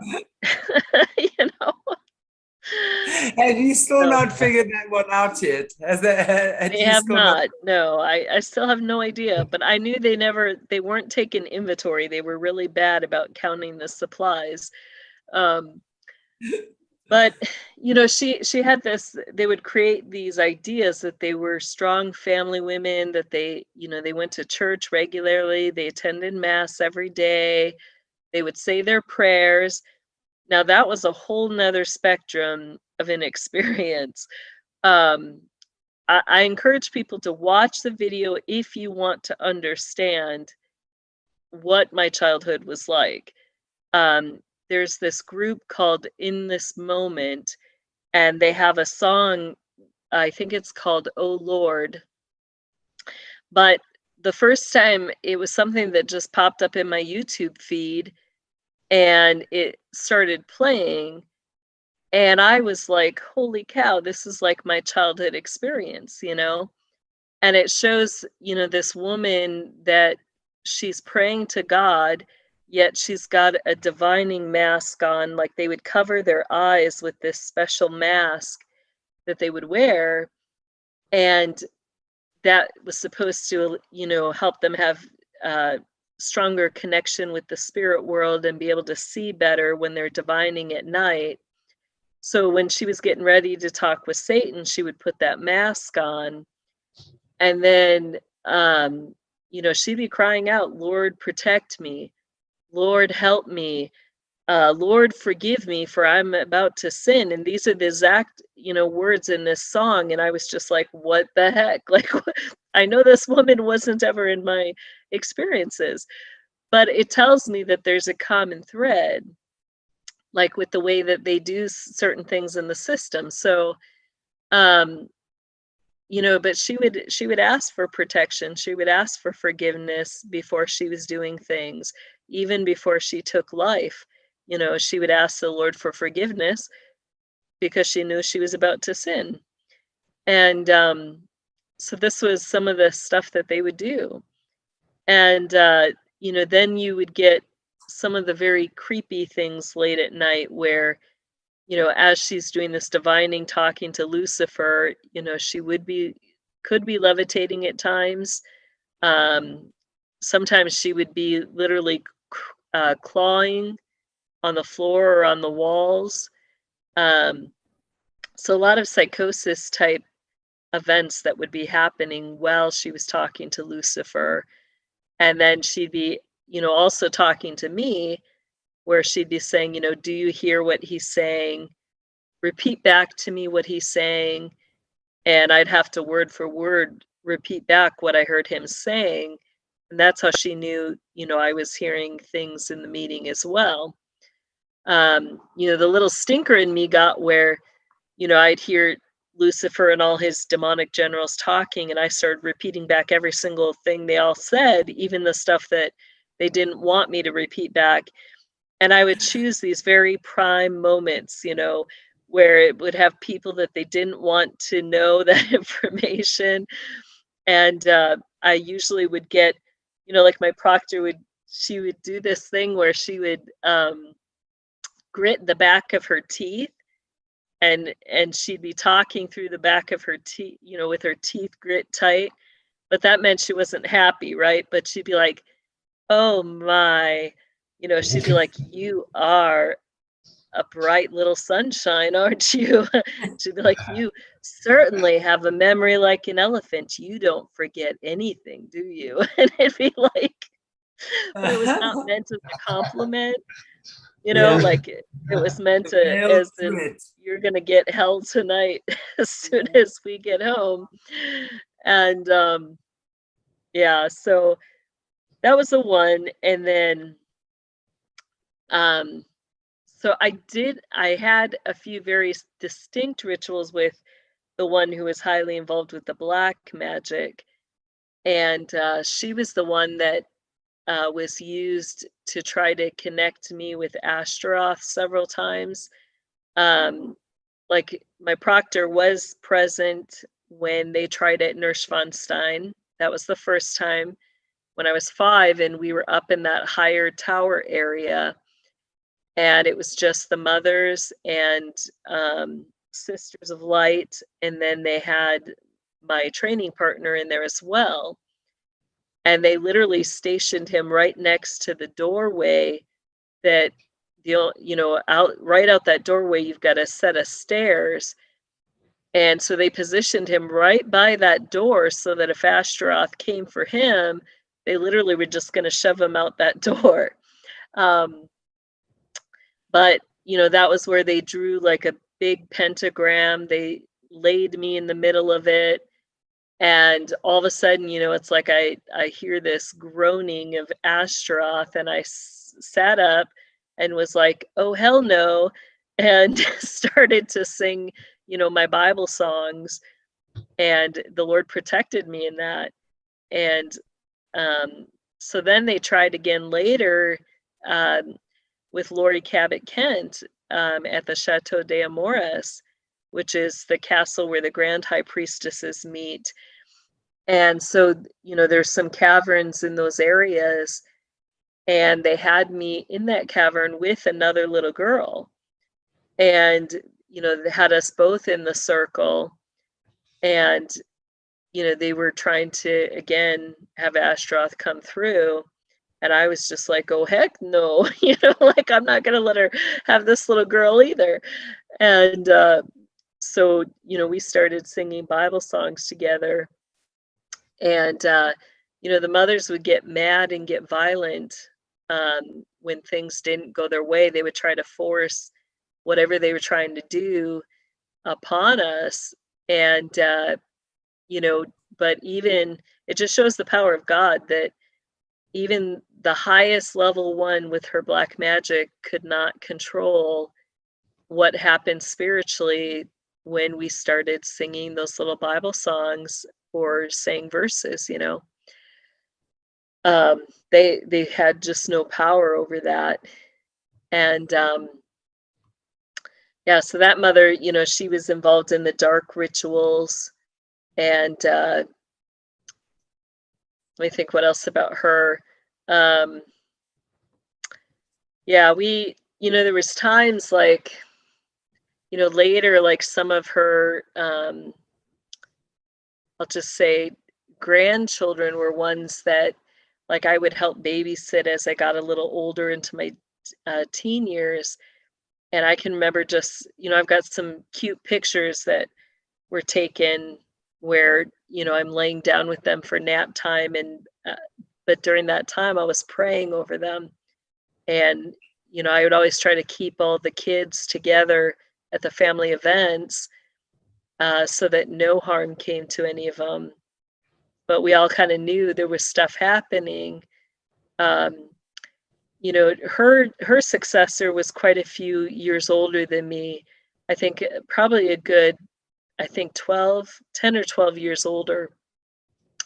And, you know, so I didn't really get to grow up with them. They were kind of outside of my, you know, my connections and stuff. And she might have even been a little older than that. But, you know, I still witness a lot of the abuse that happened to them at these family things or at the ritual prep. You know, we would all partake in preparing for the end time rituals together. You know, so her successor actually was her daughter.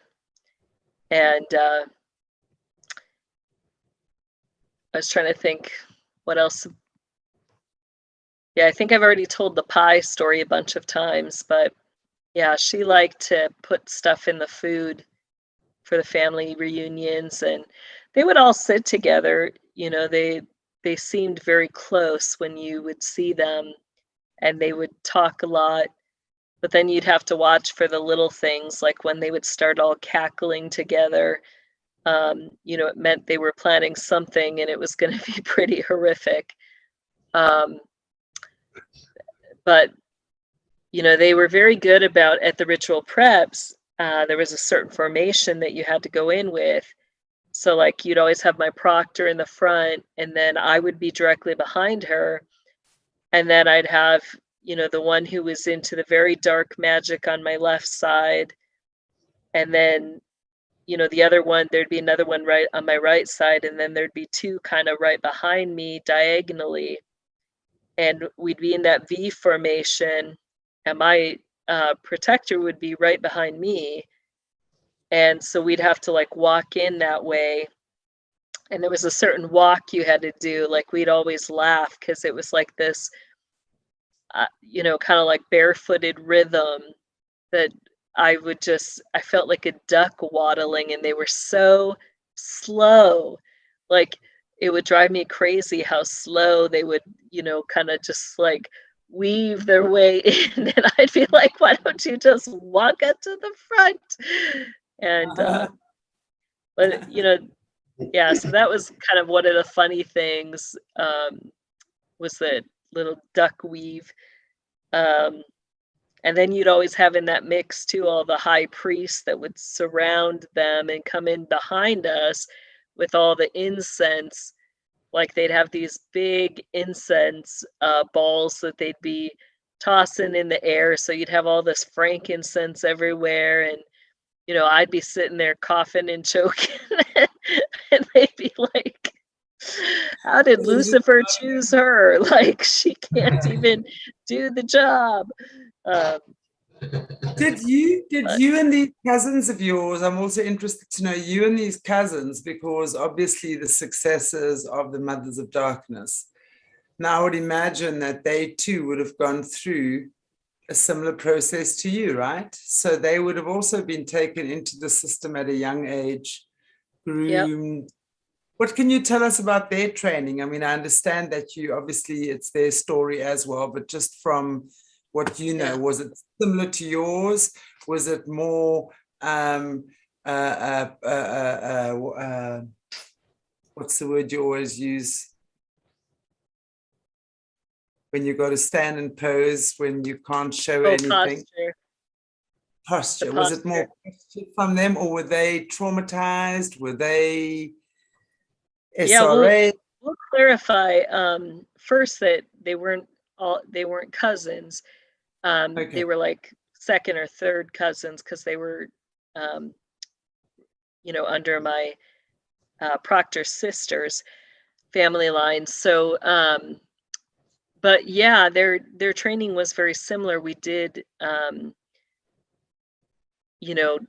for most of us, I believe that the training, started around that same time, around 6 a.m, and then, would go all throughout the night even.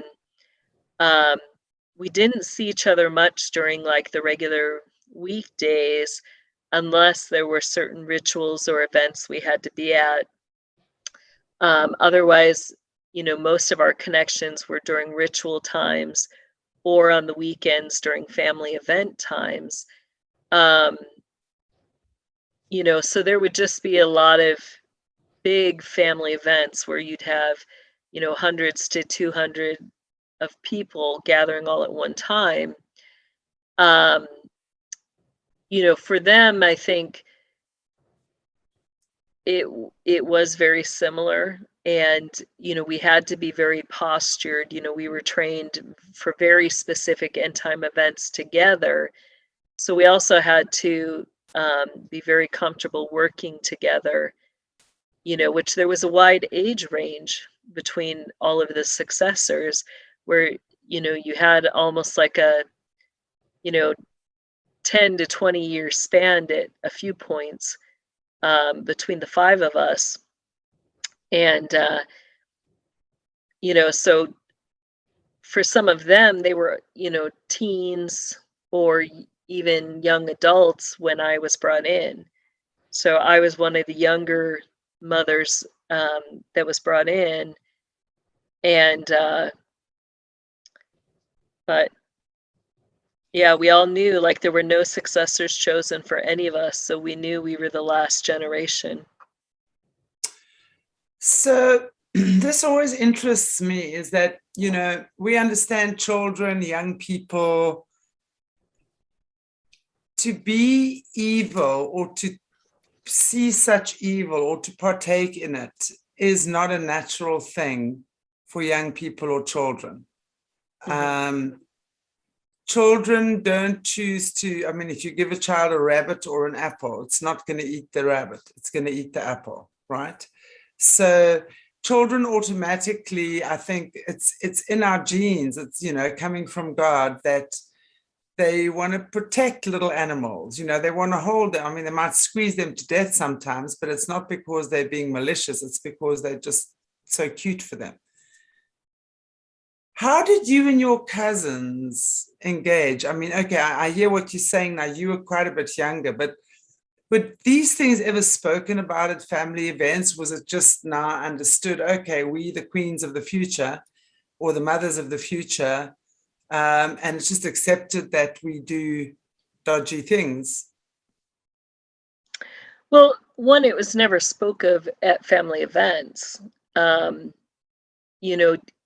Everything was kept very private, and it was like you living in two different worlds. When you were all together with the entire family, the majority of the family didn't even know that we were the successors.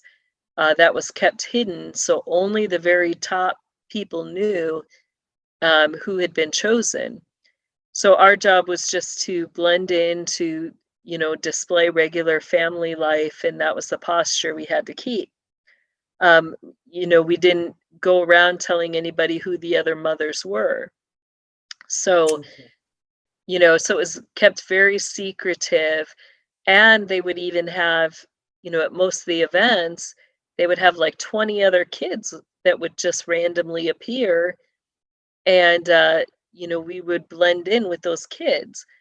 And so, nobody really even knew who the successors were.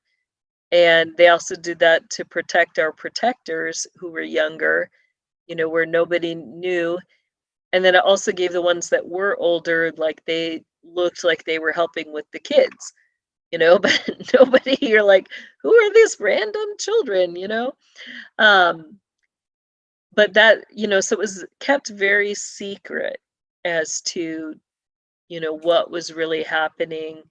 I would say even the majority of our family did not know, even that my proctor or her sisters were mothers.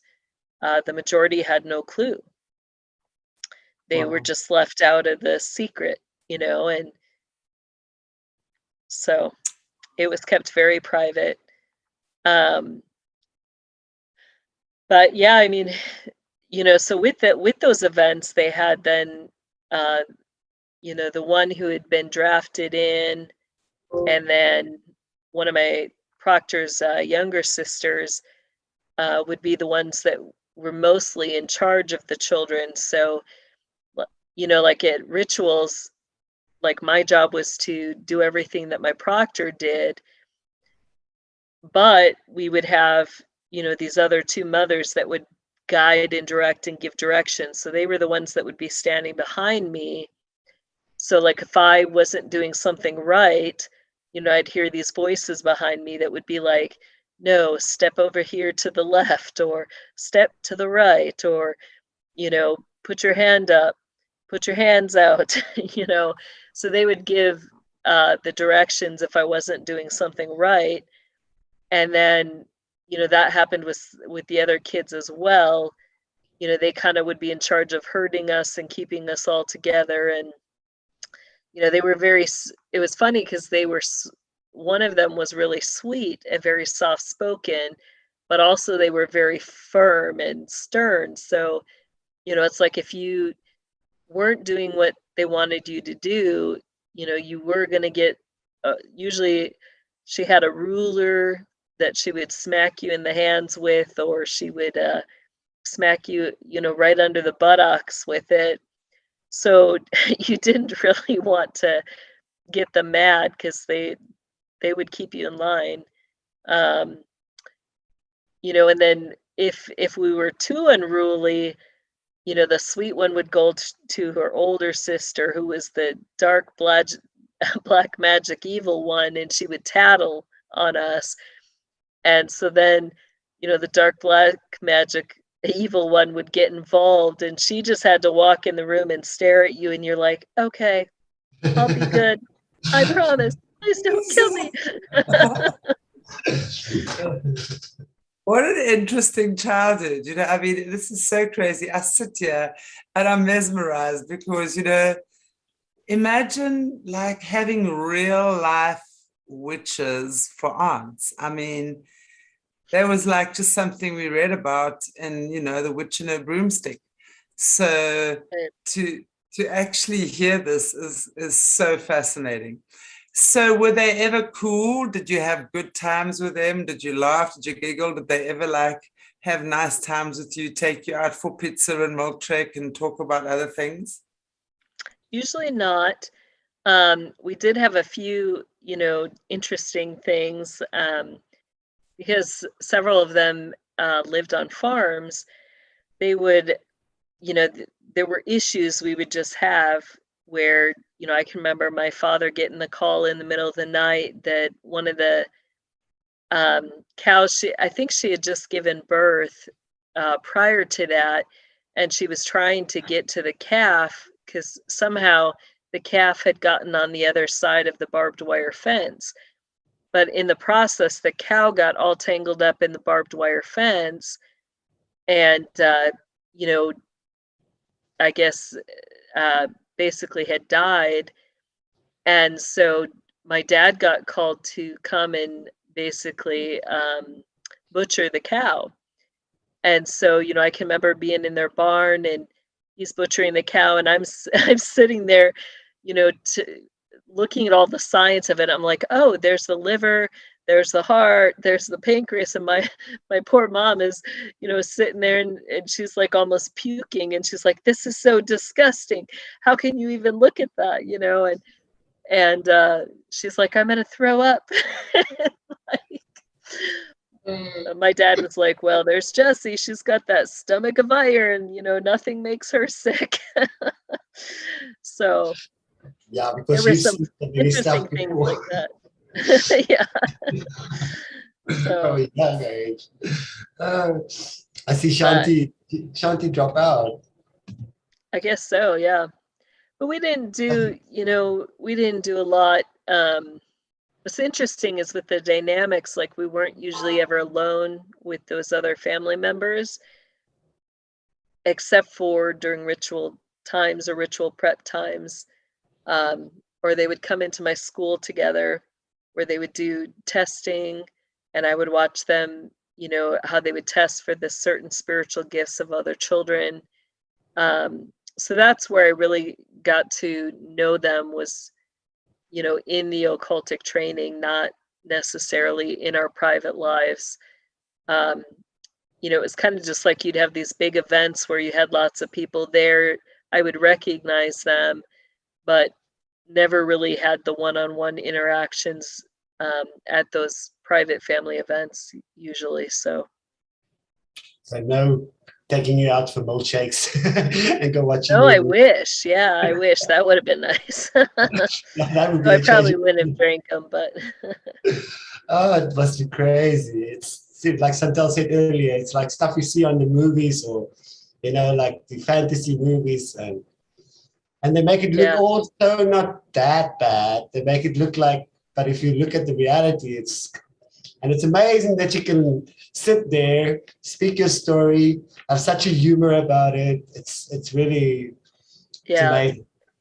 I try to remember the humorous times, because that's much easier than the hard times with them. But I think that's one of the things I really have wanted to bring out for people to understand, how those at the highest level of the system are really not the people who are out in front of our faces in the public. Yeah. The highest level of the system look like just average, normal people. And, even middle class, like they don't live extravagant lives like, Gloria Vanderbilt did, or, they just looked like regular people with regular jobs. They kept to themselves, kept a very low profile, and they would build these communities where you have a bunch of these high level people all together, but because they're just living regular lives, people don't even look at those communities. So they would have accesses to their church, they would have accesses to the underground tunnel systems. A lot of those older communities where they reside, everything in the town would shut down early at night, especially, on ritual nights, and people would be at home with their families, but that gave them the ability then to, sneak into the ritual areas later at night, and the rest of the town would be sleeping and not even knowing that this witchcraft is being performed in their area. And, they would do things. They would have access to children. They would target good Christians in the area to move them out. So yeah, it's very good that you brought that up about it's not always the glamorous people living or the celebrities. It's like people in our communities. And I just want to know, the devil, Lucifer, basically gives them fame, money, fortune. For these people that living like this kind of cover life, do they also get like some benefits, or are they doing it just because it's fun? they do, so they, although they don't, like, they would never display, their benefits, they do have full access to the family trust. So, whenever they need money, there is money there. But, they choose to live what looks like very lowly lives. I think, they definitely aren't in it necessarily for the fame, but they do experience that fame when they go for rituals and things, because the mothers would always be set apart or exalted. You know, they would have thrones that they would sit on with near Satan. You know, so there was a lot of mystique and you know, kind of intrigue over who were the mothers of darkness. Like, you know, many of them never even, or many of the people in the system never even got to see their faces, because their faces would be covered with veils during the rituals. So, you know, it was kind of like the clothes or the attire that they wore at these events, you know, created that mystique and allure, and people wanted to know who they were. They knew that these were very high level witches who knew very ancient magic. They knew they didn't want to mess with them. If they did, you know, there were some encounters where people would try to mess with them, and, you know, they would end up very, very sorry that they had. So there was a lot of fear around the mothers. You know, and a lot of that fear came from, you know, seeing the display of defectors that would be killed right in front of your face. You know, so if they were having trouble with somebody in the system, you know, usually they would pick a defector as an example and, you know, horrifically kill that person in front of everybody. So yeah, for them, so it's not like for normal humans, we like the spotlight in the normal world. Some of them, like, that's not even the real world to them, because they live in the real world, so to say, Right. in the darkness and doing all this. Makes sense. Welcome back. Yeah. Now Sorry, you see me- Chantelle, you missed the good juicy stuff. Now you'll have to go back and watch the video. I have to watch this. This is so crazy. Yeah. It is having a fun time with me. Well, I'm assuming you've told your story till the end then, Jess. So I'll just have to go and watch this as a catch up, yes? Yeah, no, we left off. I was telling him how, you know, the mothers actually lived very normal lives. You know, their cover life was just like an average person. So, you know, those who are highest in the system don't get to, you know, display that life of extravagance, or, you know, they're not noticed or picked out. Yeah. But Well, yeah, we often joked, you know, because I was telling Mornay too about how, like, in rituals, a lot of times nobody in the system really knew who the true identity of the mothers were, because they would usually have veils over their faces. So there was a lot of mystery and intrigue that was built up around the mothers, and a lot of fear.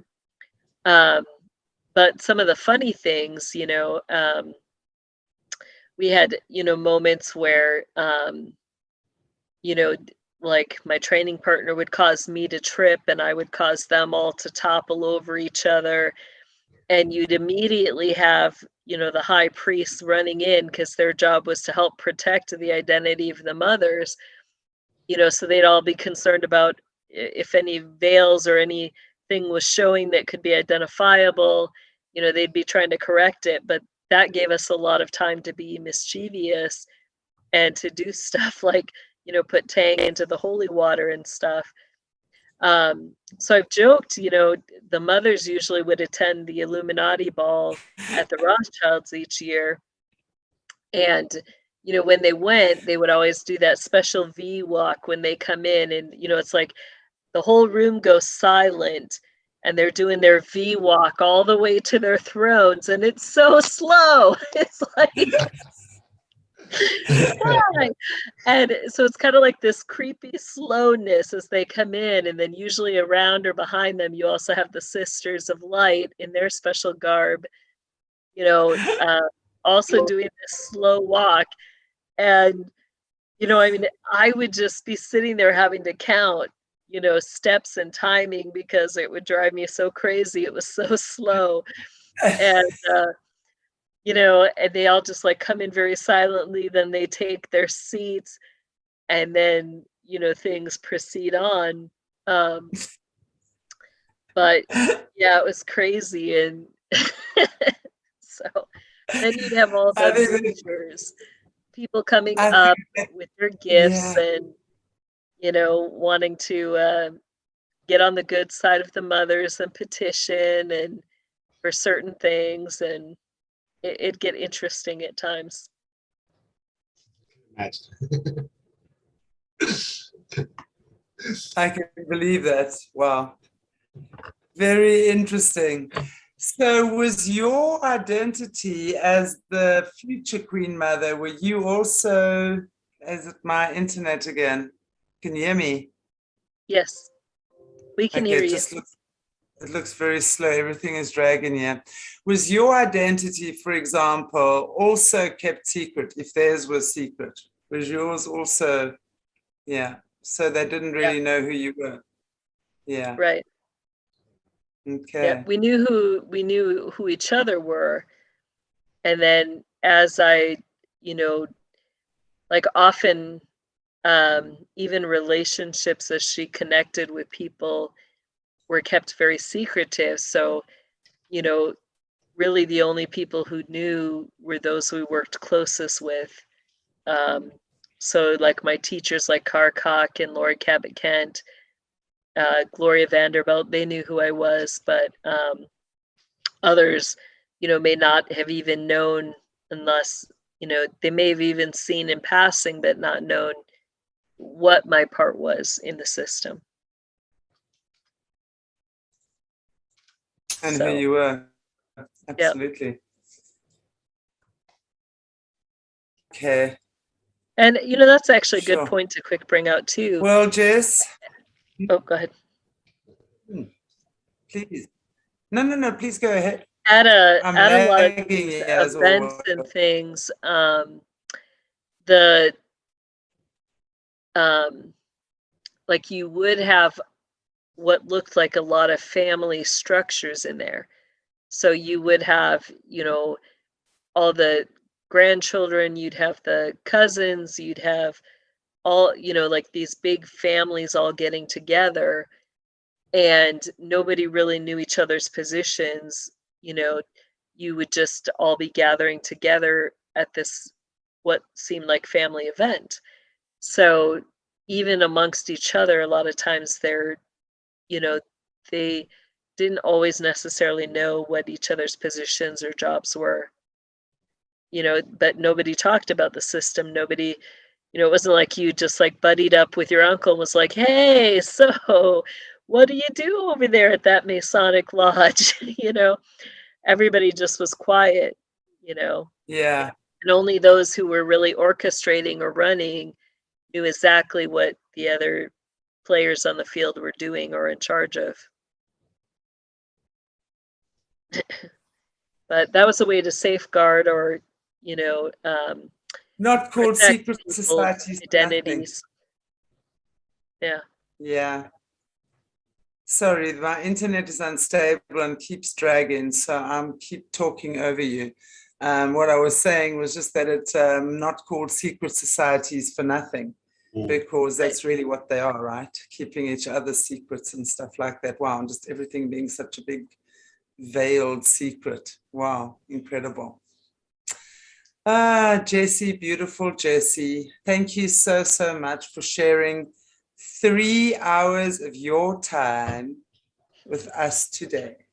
Yeah. I am so grateful that you are that generous with us. It's wonderful to have you share with us on 2 topics today. So thank you so much, and for giving us a peek into your family life as well, and, you know, what's been going on there. And yeah, it's just something that I can just imagine, and you've lived it, and so have many others. And I just think it's such a wonderful time moving onward, moving forward, opening things up, all of that. Internet is standing still again. Yeah. That's my heart's goal, is that as I share, I'm praying that others who have experienced similar traumas, will get to that place where they feel that they can share their stories without fear, and even looking back at some of the good things. So I really pray for a lot of healing as I share, that others are experiencing that healing in their own lives as well. With that said, I encourage people, if you're struggling, going through times of grief or loss, one of my newest books is 5 Minutes of Grief with God. And so I encourage you to read that, whether you've lost somebody or whether you're grieving past loss, it's a great place just to help you learn how to process that grief and loss. So, absolutely. Thank you so much, beautiful Jessie. It is so beautiful to have you here. And again, to our subscribers, please just like, share, subscribe, do whatever you need to. Just share. This is such important information. Telegram as well, here on Solutions, and of course Aquarius Rising Africa too, and on Rumble. So Rumble on over, and give us some rumbles. Apparently we can rumble each other on Rumble, so I think that's quite good. Jess, would you like to pray for us again? Thank you so much. We got a double whammy from you today. Yeah. Lord, we just come before you, Lord, and we just want to lift up all of those who have been our abusers and perpetrators in our lives today, Lord. And for all those who are suffering, Lord, the hurts, the deep wounds that have been caused by others, I ask that you would help us to take care of ourselves, that we would start by confessing our anger, our hurt, our wounds, and then that we would offer or come to that place where we can offer forgiveness, Lord, where we can let it go, and yet where we can do it in such a way where righteousness and justice are put into place, and where we can stand in that gap so that these individuals who have long histories of being abusers will stop the abuse and not harm other children. So Lord, I ask for great courage and boldness, that you would send that forth out among us, and that we would take the stands that we need to take in order to protect all the children of the world. So we just ask your special mercy, and I thank you that you are a God of loving kindness, that even to the worst of these, even to us in our moments where we have done great harm or hurt to others, Lord, I thank you that you love us enough to always be willing to forgive us and to cleanse us from all unrighteousness. So we just praise you and bless your name, Jesus. And in your name we pray, your justice come quickly. Amen. Amen. Thank you so much, Jess. And now that Miss Global Gallivanter is not all over the globe trotting anymore, we will see you back on Wednesday next week. Sounds good. All right, we'll see you guys later. Look forward to having you. God bless you all. Take good care. Thank you so much for watching another amazing show with us and our beautiful Jessie. See you next week.